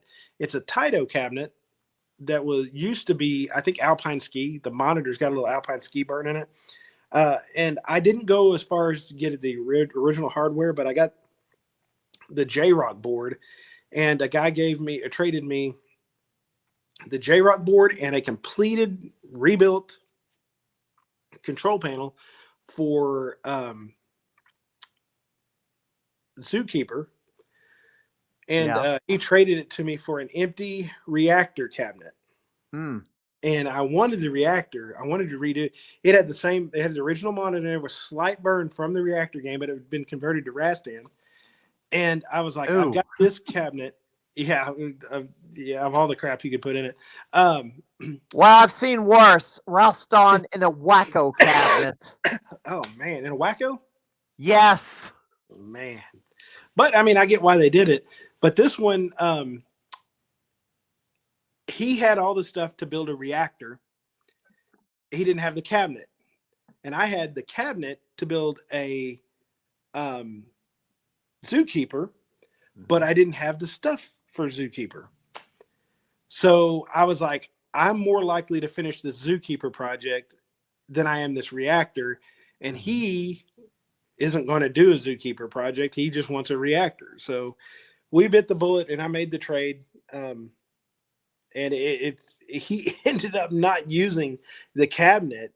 He took the cabinet and had another one built off of that cabinet, and all the original hardware moved over to the new cabinet. So everything's there. The vent off the back, the hinges off the door, the control panel, all of that stuff is original reactor. The monitor is original. The monitor mounts are original. The coin door is original. Though he had the original board set for it, and everything's original except the cabinet. And if you know anything about a reactor cabinet, it's MDF. I've played it. It's a sponge. If somebody spills a Coke across the room, it'll soak it up. It's like a Frogger. I mean, so the cabinet itself is absolute trash out of the factory. So the fact that he built a really nice cabinet for that game, I can respect that. It's the arcade game. It's original hardware. It's just a different cabinet. Does it make it as valuable as an original cabinet with original hardware? No. But it's still pretty cool. And I would love to have it, but I don't want to spend that kind of money on it. I'll just make my zookeeper and be done with it. My grail I think the wood would have been a medium density particle board, wouldn't it? Yeah. Sneeze on it, it's going to bubble up. Yeah. My grail, I don't have. My grail is really the Star Wars. I was a huge Star Wars fan as a kid. My uncle took me to an arcade in Russellville called Shotgun Sam's, and we played the crap out of it. I know where there's an upright that does not work right now, and I know where there is a cockpit that does not work right now.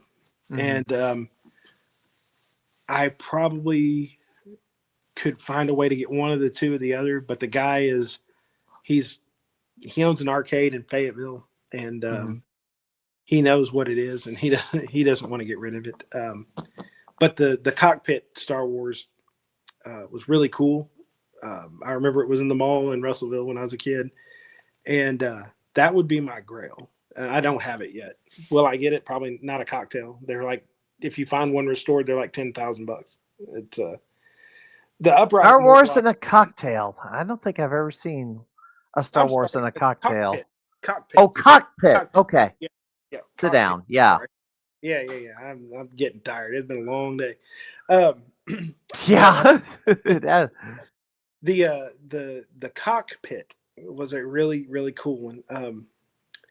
And it just those vector monitors are difficult. I don't have many vector monitor games. I got Asteroids. I think that's all we have in a vector monitor. People call all the time, do you have Tempest? No, I don't have a Tempest, man. They're hard to keep running, and I can't find one for sale. Do you have people have called and asked about like Black Widow, Major Havoc? I was, man, I'd like to, but those are expensive games, and those are some of the really cool obscure ones that they put them out in the arcades back in the day, and they did terrible. So they just, nobody thought of a Black Widow in the 80s. Nobody gave a shit about that game. Nobody nobody played it, so they didn't sell any of them.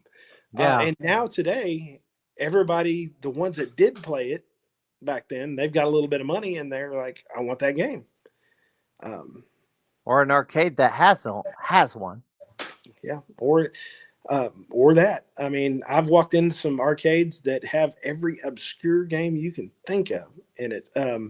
I had a chance to get from my arcade. I had a chance to get 2 or 3 6-player X-Men games, Mm. And I was like, no, that's stupid. They're too big. Now I want one, and I couldn't get one if I wanted. Back Yeah. whenever people were trying to sell them, nobody bought them. They threw them away. And now Ugh. the ones that people have you're not going to get it from them. It's crazy. It's just I one will man's say trash, this. man's treasure. So you mentioned a few games that people weren't playing. When you actually do open up, do you plan to do any score tracking or maybe have any arcade tournaments? In our area, arcade tournaments haven't really worked out that well. Hmm. I think and I know this sounds ridiculous to say, if I had the time to invest in YouTube Hmm. and push my arcade out there, we would get people to travel in. I know people that have done it. It's a proven thing. When people see it online on YouTube, they're like, I want to go see that one day. I do pinball tournaments because people do show up for pinball tournaments. Yeah. We use the Stern. Their Insider Connected has a way to track your scores and put it on a big board, Yep. a leaderboard. And for the other thing, I've bought 2 subscriptions to a thing called iScored.info. Hmm. And what that is it's a leaderboard. You get a QR code for every game you enter into that. We print Just that bit QR me. code. We print that QR code, laminate it, and we stick it on the game, and submit your high score here. So whenever you get a score, snap that QR to snap a picture of your high score, upload it, and we submit it to the leaderboard. We're real big on pushing people to try to submit their scores. A lot of people do. We think that that's the allure of the arcade, is by somebody seeing your high score and be like, well, I can beat that. Yeah. And I get that all the time. yeah, I went through when we did it, and I played every game we had, and I threw a high score up there because when you started it's just blank if you don't put anything in there. So people came in and they saw all these high scores of my name on them, and they're like, "Oh, we can beat your high score." And I was like, "I hope you can. You go do it." And they took off and they submitted their scores, and it works out really well. It's I did this at Headless Horseman. Oh gosh, now the other one wants to join in. Did it at Headless Horseman arcade. There's a lot of low hanging fruit. I went up there and put 25 house highs in, basically to induce other people to come up there to patronize that arcade solely for that reason. it's And they did come out. the funny thing about competition is I learned this from the guy I worked for. In our last arcade, we put a boxer in there. Mhm. The thing you walk up, hit it, try to get a high score on it. And what we did was we would watch whenever people were kind of gathered up around there.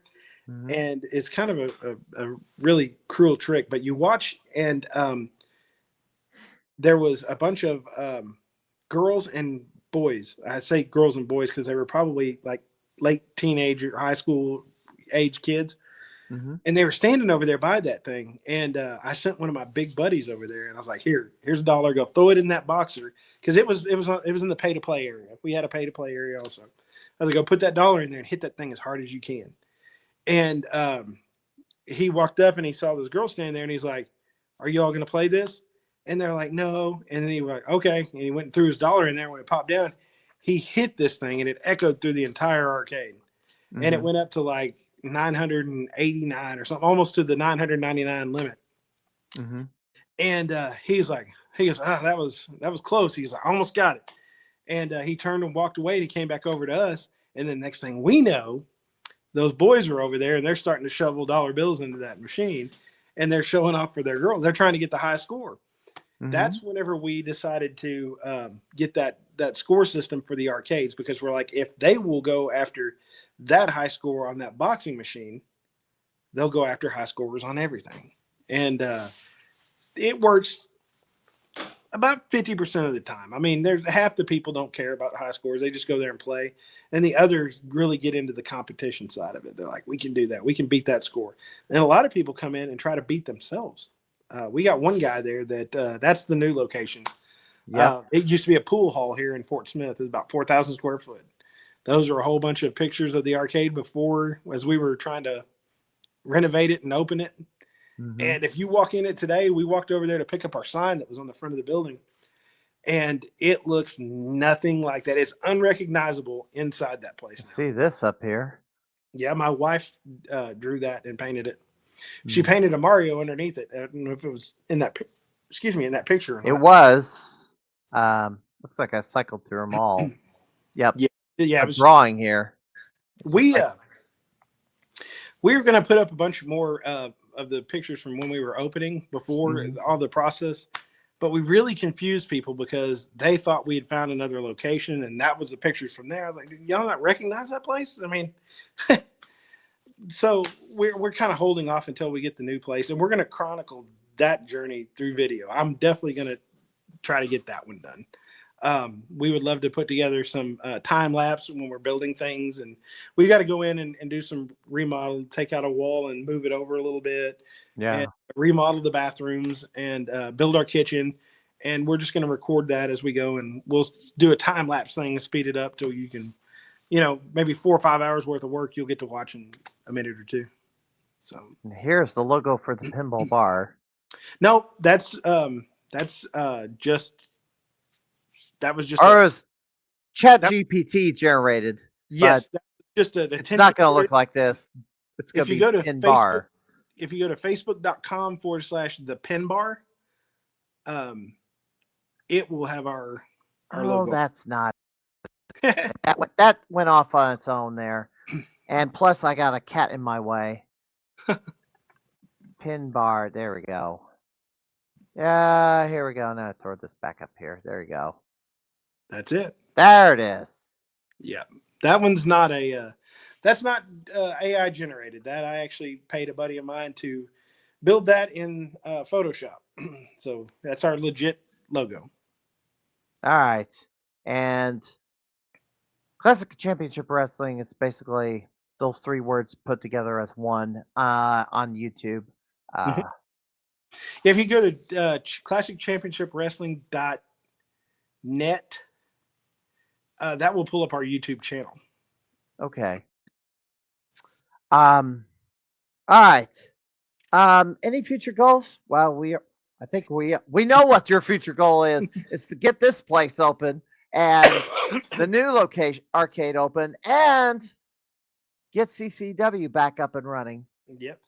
The future goal we have right now, those are just the 2 short-term goals. The other, and this is a long shot, I have had some friends that have been in the amusement industry since they were in high school. They worked at Chuck E. Cheese, went right out of it and got into other aspects of it. And I'm in the process of putting together, maybe I shouldn't tell this, but we're putting together a franchisable idea for a family fun center, for like an amusement park style, indoor, outdoor family fun center. All right. We hope to build one of them maybe here, or we're going to take it to a bigger area like Oklahoma City, Little Rock, or Tulsa. Those are close to me, and that will be our model from there. And we'll just see how it goes. Everybody opens family fun centers, but one thing I figured out about people that open businesses is the people that open businesses and build it from the ground up are passionate about it.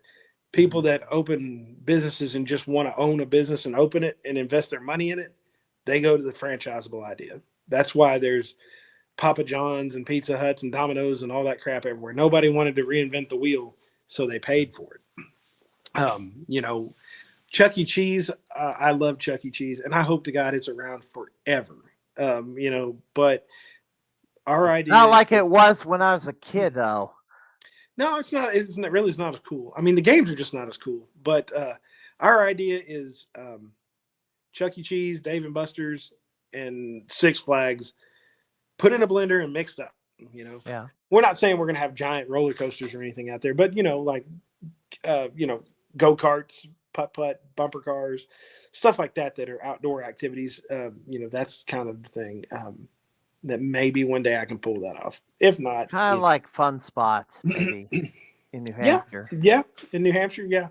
It's really that, but it will be minus the retro games. There won't be any of that there.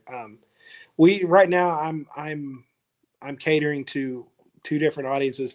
The pinball people that are old adults, that's what this bar is for. The arcade, believe it or not, in the beginning, the arcade was built for older people like me. Yep. I didn't expect it to be a kid place. But when we opened up, all the older people like me brought their kids there. Their kids loved it. And we offered a birthday package there for kids. And we sold so many birthday packages. It's amazing how many kids wanted to come have their party there. But Yeah. they do. All right. Jeez. Is there anything else I need to bring up before we get out of here? Nothing comes to mind? Well, if it does, write it down, and maybe we can do this again sometime, man. Maybe after I get these others open, we can do an update and let everybody know what's going on. All right. I'm trying to figure out if there's something I wanted to ask that I didn't even think about, but I don't know. Any arcade you'd like to? Well, Galvin Ghost, but jeez. Yeah, no, Anything? I want to go to Galloping Ghost. I've never been there. I want to go to Fun Spot. I've never been there. All these others that are popping up, like Cidercade, Free Play. I've been there. There's a Free Play in what is it? Worcester? It's on the East Coast. There's a couple of them there. Okay. There used to be a guy that did YouTube, John Jacobson, John's Arcade. Yeah, I've asked him to do my pod, and he's like, not yet. Yeah, I think he's got some non-compete things with his, because he gets paid to do his podcast. I don't think he can go. Oh, really? Yeah. He didn't. He should have told me that. I was like, Arcade Outsiders was his weekly pod. Yeah, I missed John that. and Michelle. That is still going on, but yeah, I wanted to have him solo. The video game Outsiders, they said the other day, I was in the Chick-fil-A drive-thru and I was listening to it, and they said it was like 20 years. They've been doing that same podcast for 20 years. So I'm sure he didn't just blow you off because he didn't want to. It's just, I know that he had mentioned he had to quit doing Arcade Outsiders because of the deal he signed for the video game Outsiders that prevents him from being on other podcasts. So that's kind of why. Oh, I'm going to bring that up when, well, I'm on this Discord, so I will throw that question out and ask him, is that true? You can't appear on anybody else's podcast because you're doing this one, which kind of seems a little strange. It's like they're doing it on Twitch. It's like, what contract did they? I don't know if anybody signed a contract like that. Well, they went to an actual streaming company. Are they just on Twitch now? They're on Twitch, but I don't know if they're on anything else. Maybe Spotify. I knew he went from that allgames.net or whatever he was on to a different one. And he had this YouTube channel where he's like restoring arcade games. Yeah. And I don't know if he quit that because of the podcasting thing or if he just got tired of doing it. I know that was time. I think he got tired of doing that because, yeah, it was time consuming. Yeah, he hasn't put out anything. He hasn't put out any new content in years. Nope. I miss it. I don't know how the basement is now, but yeah, he hasn't posted a tour of it. Does it even exist anymore? I bet it does. It's just. Well, whenever I got my arcade, when I got that Pac-Man, I went to YouTube, and I wasn't a YouTube person then, but I was looking I typed in how to restore in Google, how to restore an arcade game. And it pulled up John's Arcade, and I started watching that, and then I went on to others, and it just blew up from there. Now, like I said, that's the rumor I heard, but that's been 5 or 6 years ago now, maybe longer than that. Yeah, I'll find out. I would love if you can get him, that'd be great. I'd like to talk to him. I'd like to meet him. Yeah, but I would love to. Another thing, when we reopen this arcade, got to reach back out to him. But I met Walter Day at the Mo Game Con in St. Louis one year, and he did a shout out for my YouTube channel, which I never got off the ground. I and will be there. I will be at Missouri Game Con again this year. he told me that when we opened this other arcade, he'd love to come down. Obviously, got to take care of him. Yep. Get him a ticket down and get him a room, which is not a problem. But we're wanting to bring him in on this one. So hopefully it will come in. I got my my Walter Day trading card during COVID. Mm. So You got a trading card? I do. Because I had a couple myself. Yeah, I never did. I gotta find your number then. Let's see. I can tell you what it is. It was from 2020. So if that helps you get to it quicker than me. Well, I got the trading cards. Jeez, I didn't know you had this. Presented by share screen. I got it loaded up. Jeez, I didn't know you had a trading card. I would have read this first. 3309. Yeah, there you go. Well, now I have to read this. I wish I saw this before I brought you on the pod, because then some of this would have. Because I wrote some things down on this and just an outline, but I typically wing it all the way through. But all right. That just crossed my mind. I was just thinking about Walter, and then the COVID hit, and like I've talked to the guys that help him out all the time with his cards about getting they usually give a big one to the people that get one. It's framed or whatever. I don't even have it framed. If they'll print me a big one and roll it up, I'll go get a frame. But I'd like to have one to put on the wall here. So if you have one of those, oh gosh, you know what? Here, let me grab this off the wall. My last, I got two of these, but let me put this full screen a second. So this is my second card. This is when I won the Galloping Ghost Gamer of the Year award. They did a card for me. Wow. This is card 4124. My original card was 178. Man. Originally, I had it taped to a wall in the basement, but I did put it in a frame. And once I got a second one of these, I was like, you know what? I need to put these in frames. Yeah. And they're both in a frame. And this one, Doc Mack, Waffles, Todd Freeman, Billy Mitchell, Walter Day all signed this thing. Todd Friedman, he's the guy that I talked to about getting a big one. Like I said, well, get this, he's moving into your neck of the woods. Really? Fairly soon, he told me. He's moving down to Arkansas, and I asked him what's down there. It's like a job. So he's going to be in your area very soon. Well, that's cool. Yeah, I talked to him, like, of all the times to get one, I got it during COVID, and they did that. They were supposed to have a big meet somewhere, and I couldn't make it to that. And then so I'd just like to have a big one. It's easier to put a big one in a frame and put it on your wall than it is to put the little card on there and stick it on. Well, nobody will see the card. So I hope to get one of those just to show it. I mean, it meant a lot to me it means a lot to me for everybody that he's made trading cards for, because what does he get out of it? I mean, there's nothing. It's donation. Yeah, it's donation. Well, yeah. I've donated to the cause. Yeah, but he's putting out all these people that love the hobby. He's putting them out there for other people to get to know. I mean, he's doing nothing but growing the hobby and bringing everybody together like a community. Because every time a card gets put out, if you follow that, every year when they do it and they put 20 new people in there, I mean, you meet 20 new people.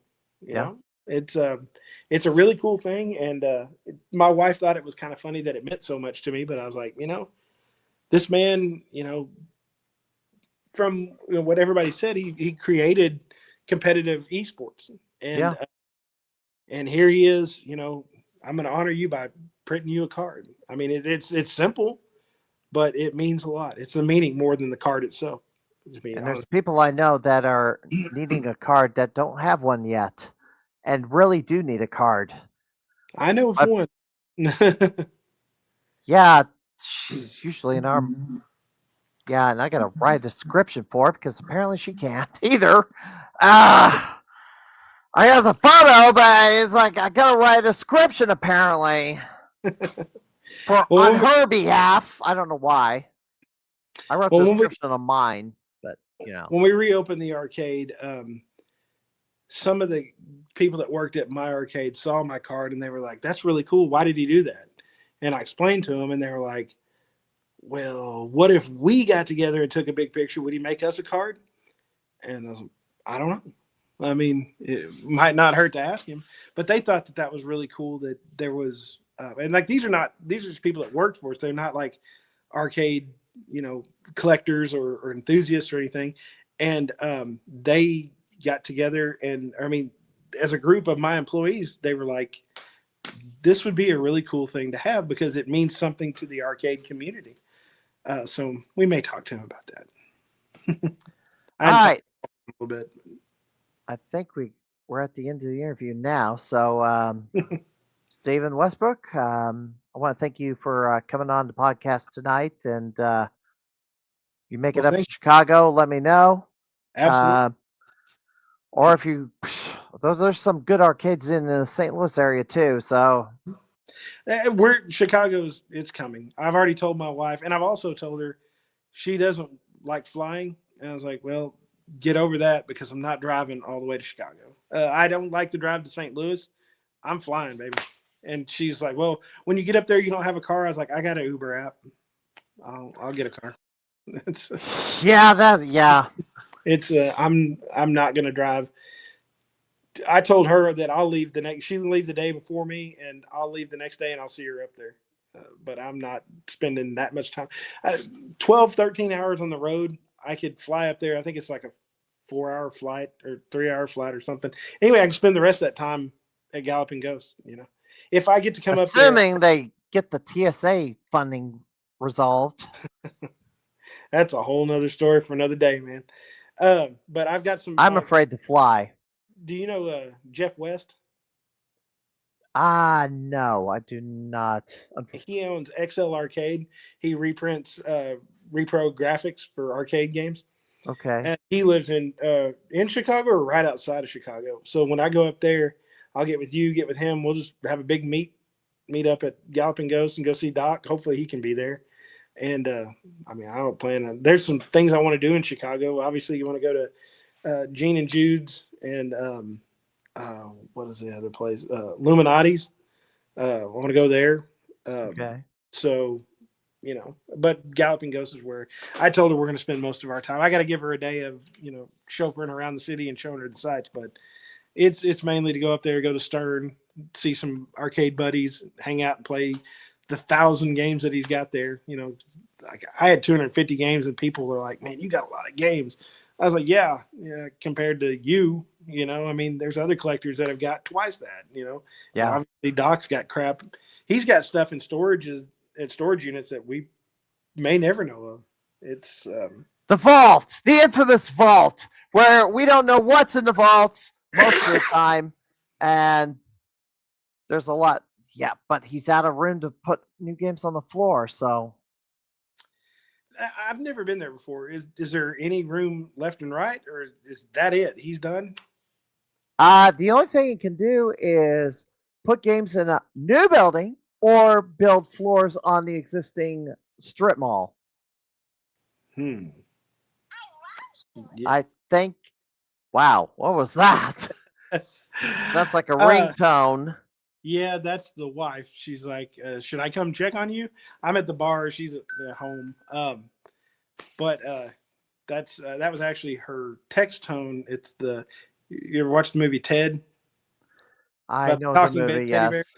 Yeah, he has that little push his belly and it says, I love you. So, yeah, I bought that. I thought that was on silent, but that was embarrassing. Yeah, it's fine. We're at the end of this, so, he's fine. Yeah. But anyway. Well, I appreciate it, man. Thank you for having me on. Thank you for taking some interest in what I'm doing. It's cool that it lines up so much with your life. But if, down the road, once we get this thing all done, I may we can probably do a walkthrough of the two businesses from there if you want to, Yeah. and just Probably. kind of shoot you some new video, and you can have it. So I got a 360. that's what. This is Oh, a 360 camera. I Oh, took wow. it for its maiden voyage at Galloping Ghost. There is a walkthrough video dated March the 1st where you walk through the whole arcade in 360. Although you see me on one side of it. Man, that's really wild. I have to get Yeah. it out. This was $400. I had to go brave a blizzard to go get it. Well, actually, beat a blizzard coming to town to go Oh. get it. Was that the Tried big to one that just went through? This was a couple months ago. Yeah, that was probably the one Not we the got. very last one, but the very we got- last one was 2 weeks ago. No, this the couple months ago was the big one that came through. We ended up getting like 6 or 8 inches or something. We were supposed to get like 12, but it was a little shy. So Yep. we never get snow down here. I mean, once, twice a year. That was our one time. We didn't have a winter. It went from being, dude, we had, like you were talking about earlier, we had all week it was in the 90s, and I think this weekend it's supposed to be cold. And Yeah. it doesn't make any sense. But Well, we get all 4 seasons in the span of a week. we do too. And yeah, it was 90 degrees today. So Not to mention we're 90 degrees and humid down here. We're, Arkansas, Louisiana. well, we're you're all further small. south, so I imagine it heats up sooner than it does up here. But It's horrible. It's horrible. yeah. But man, it was, like I said, it was great to meet you. Thank you for having me on, and let's do it again sometime. All right. All We'll right, have man. a round table or something There with you other go. arcade owners. All right. All right, Stephen, man. thank you. Thank you, bud. Have Talk a to good you later. night. All right. All right. Stephen Westbrook, the owner of the arcade at Fort Smith and soon to be the PinBar. And let's run through the rest of this. Gosh, I wanted to play a video, but I guess I'm just gonna have to release it separately on my Facebook page because it's after 10 o'clock now. I do have some announcements because there's quite a bit left to cover. Arcade Wars, violent fight, and it's almost the end of the month. It looks like, wow, it's tightened up. One Up Arcade is battling the Garcade to take it this month, and while One Up Arcade has the highest score on this game, the combined score of the 3 players at the Garcade has pushed the average slightly higher of One Up Arcade. Galloping Ghost does not have this one on the arcade floor, and I believe they're playing this game on multicades. This is a Taito beat 'em up.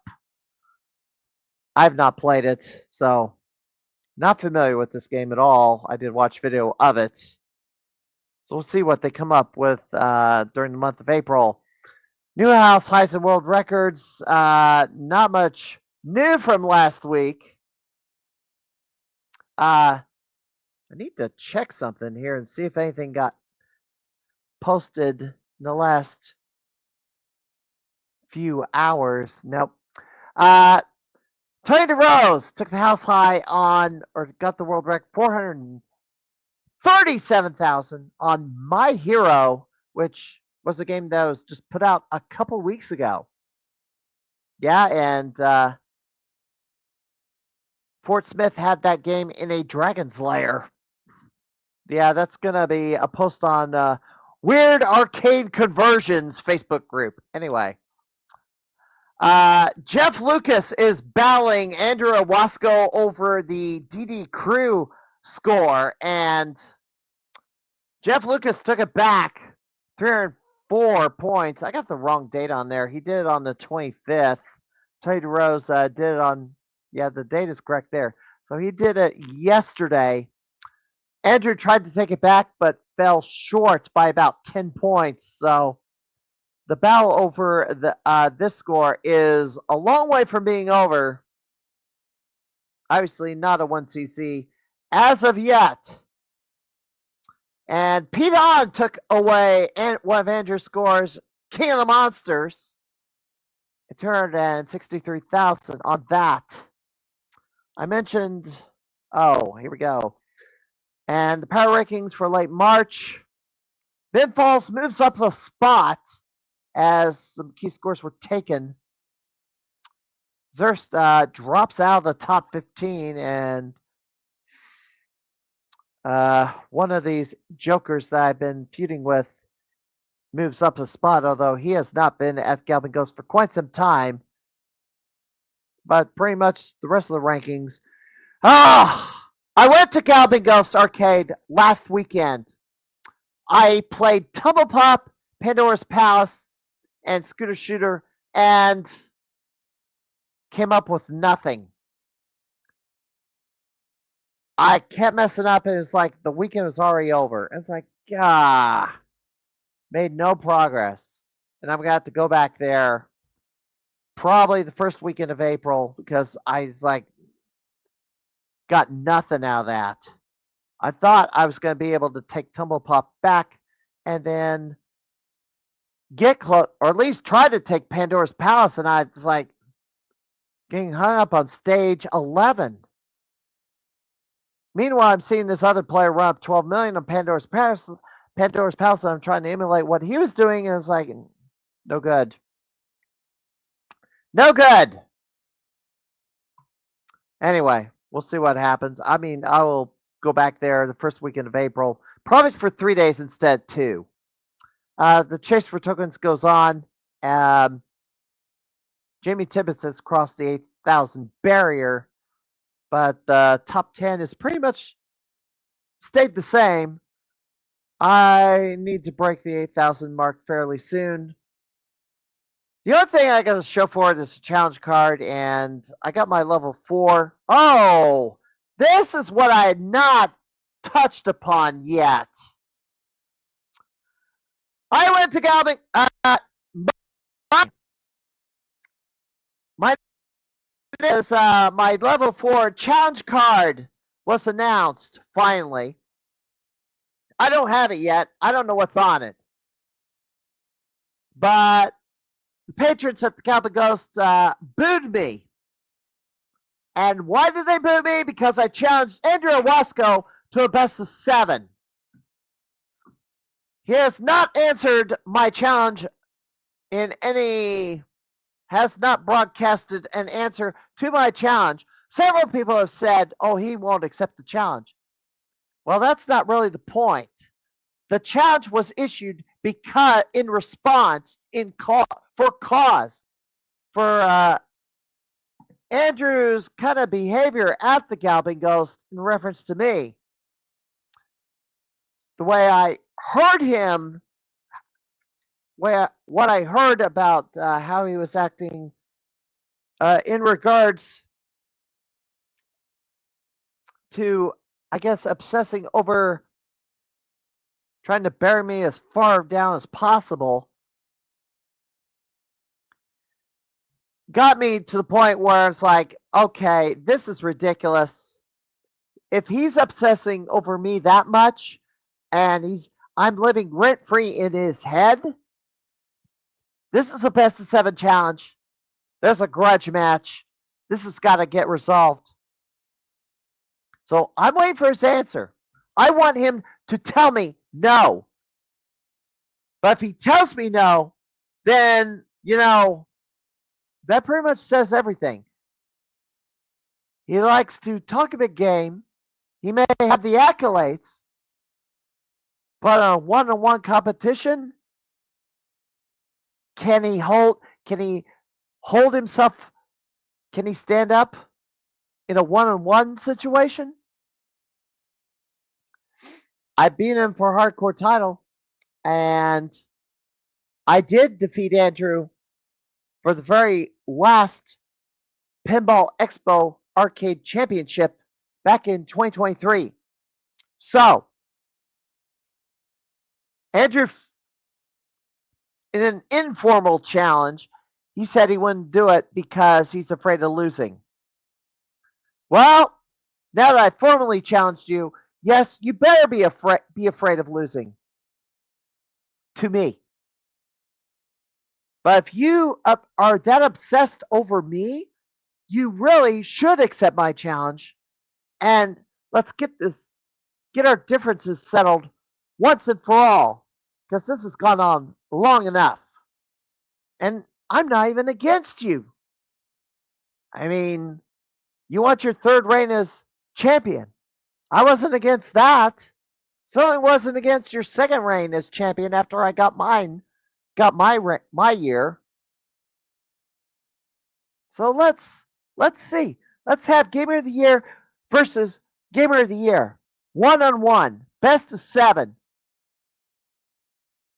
Let's do it. Stop running away. Show some guts. Anyway. Get this. Oh, I gotta get this back on the screen. Yeah, a lot of stuff happening on Saturday, April 11th. I won't be available for this. What is it? Wicked Arcade, Wicked Wonders at Haunted Hills in Merrillville, Indiana. Saturday, April 11th. They will be doing an arcade tournament, although I'm kind of unclear as to how they're going to do score tracking on a couple of multicades, but you get a $20 ticket, you get $20 in tokens or quarters. You play the game of your choice. Once your $20 in quarters runs out, you're done. Play whatever games of your choice. Report your scores to the referee. The top score takes home $100. I don't know. I guess it's overall. It might be on ranking, but I don't know. But you got 5-hour window to play as many games as you can and get to the top. And if you, so $100 on the line in Maryville, Indiana on April 11th if you're out that way. Well, unfortunately, I'm not going to be able to make this event. April 18th, 2026, the Como Retro at the Northeast Event Center in Columbia, Missouri from 10 to 4. Good luck to Sumner Henry, who is putting on this gaming convention. Kind of a smaller one, although they are expanding to a new site, the Northeast Event Center. And the Midwest Gaming Classic, 1 month from now, 25th anniversary.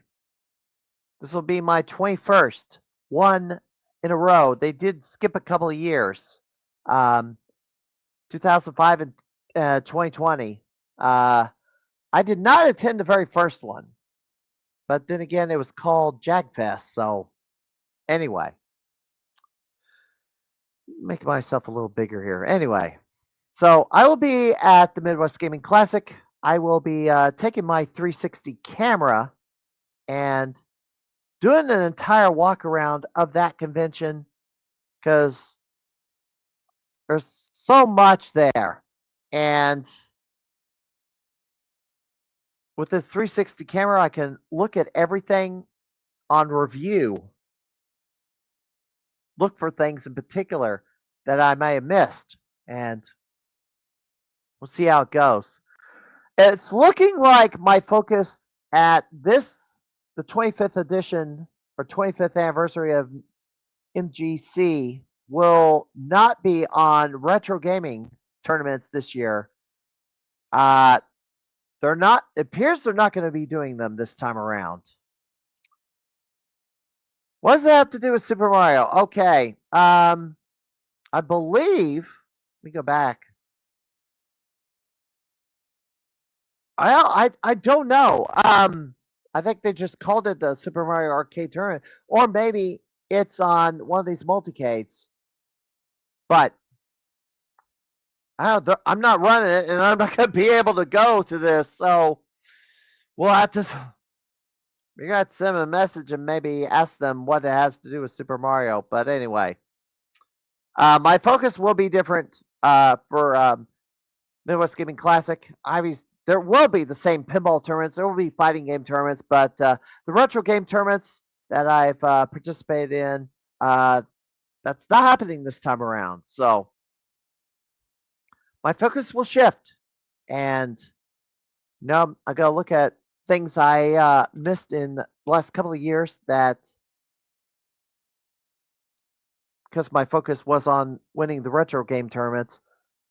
Yeah, I got a trophy behind me back there, and so I got what I wanted in that form. That I won the third one retro game tournament, but I won other stuff from it too. So time to change gears.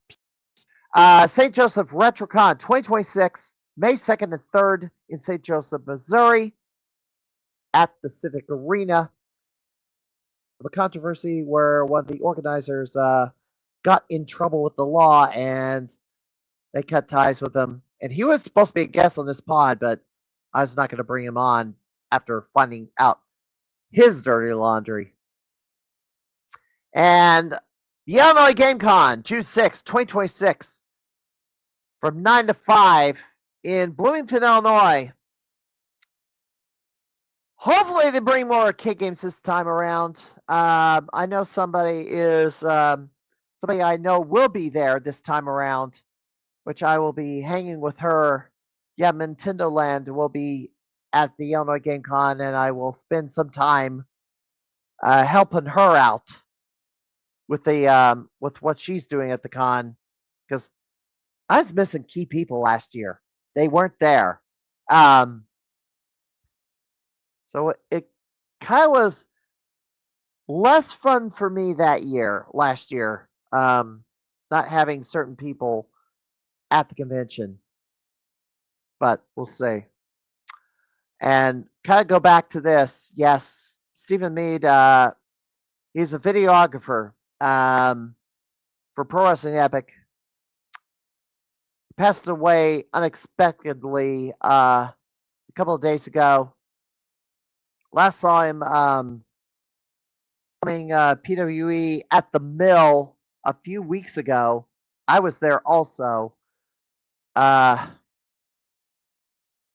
Yeah, tragic story. He's younger than I am, and this is a void that he leaves behind. Because besides filming the shows, he also put out the content on IWTV for Pro Wrestling Epic, but he was a cherished member of the PWE family, and he will be missed. And yeah, I got this news this morning. It's like kind of processing it much of the day, and yeah, maybe attending his visitation whenever that gets scheduled. But best wishes to the Mead family who are dealing with this unexpected loss, and in the St. Louis wrestling scene, losing a treasured member of the local wrestling community. All right, next week on the Crimeycade, we'll have Brett Weiss on. He's the author of multiple classic home video game books. The NES Omnibus will be on the Crimeycade next week. He'll be at Midwest Gaming Classic. He'll probably be, I don't know if he'll be at Missouri Game Con or Illinois Game Con, but certainly Midwest Gaming Classic. He'll be there. After that, I kind of feel I was trying to figure out what to fill the 9th and the 16th with. And, we need to do a Midwest Gaming Classic roundtable with patrons of the Midwest Gaming Classic coming on to kind of share, because we got the 25th anniversary of this and need to chatter about this convention and years past. I mean, I had Dan Lucen on to get his perspective. I've given my perspective, but I want to hear from some of the other tens of thousands of people who've attended MGC over the years. Give their perspective. So we'll see who I can round up for this and find out who will be coming on in 2 weeks from now. After this, I had to kind of switch things around because he would have been appearing on the 9th, but he had to change it to the 16th, and I hadn't lined anybody up for the 16th.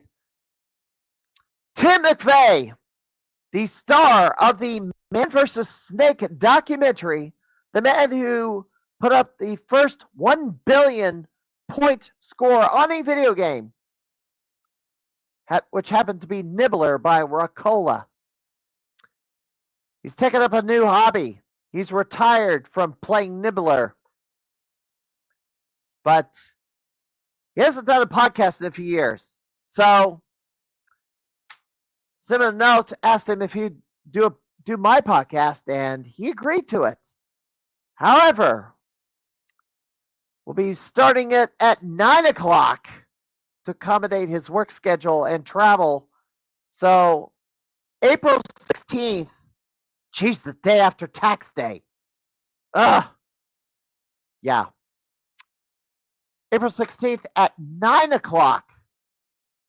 So be mindful of that. We'll talk about his gaming past. And it won't be what's Nibbler, because we know what Nibbler is. I'm going to ask why Nibbler. And we'll talk about similar games and his past gaming glories. And he's on a trading card and the star of his own documentary. Yeah, he battled head-to-head with one Dwayne Richard, who I may want to reach out to and have on my pod as well, because I played against him. First T20 battling for the the side tournament. Tooth and nail over on that one. Well, that will do it for this edition of the Crimeycade podcast. I am going to raid a channel. So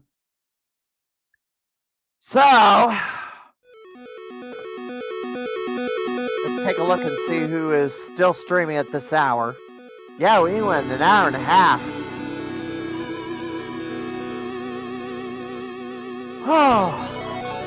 So I have a rant to do about COVID, which I did record a video for that. But since we're 2.5 hours into this, I'm gonna put that as a standalone video on my Crimeycade channel, well, on my Facebook page at least. Maybe I need to do a let's chat as well, but turn this down a little bit more. Who we got going tonight? As I need to thank those who are still watching. Stupendous Man, Pancreas, still on here. I know the viewer count's a few more. Jet Cogs, thank you for watching. Jolt 7800.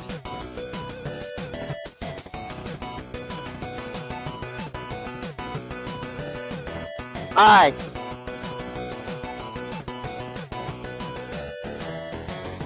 Oh, he just started. Alright, I'm gonna raid Zapway.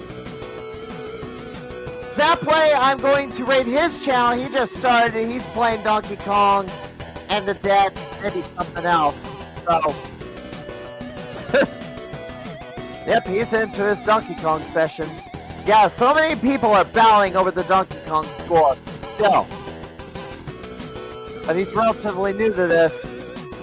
He broke 400, 500,000.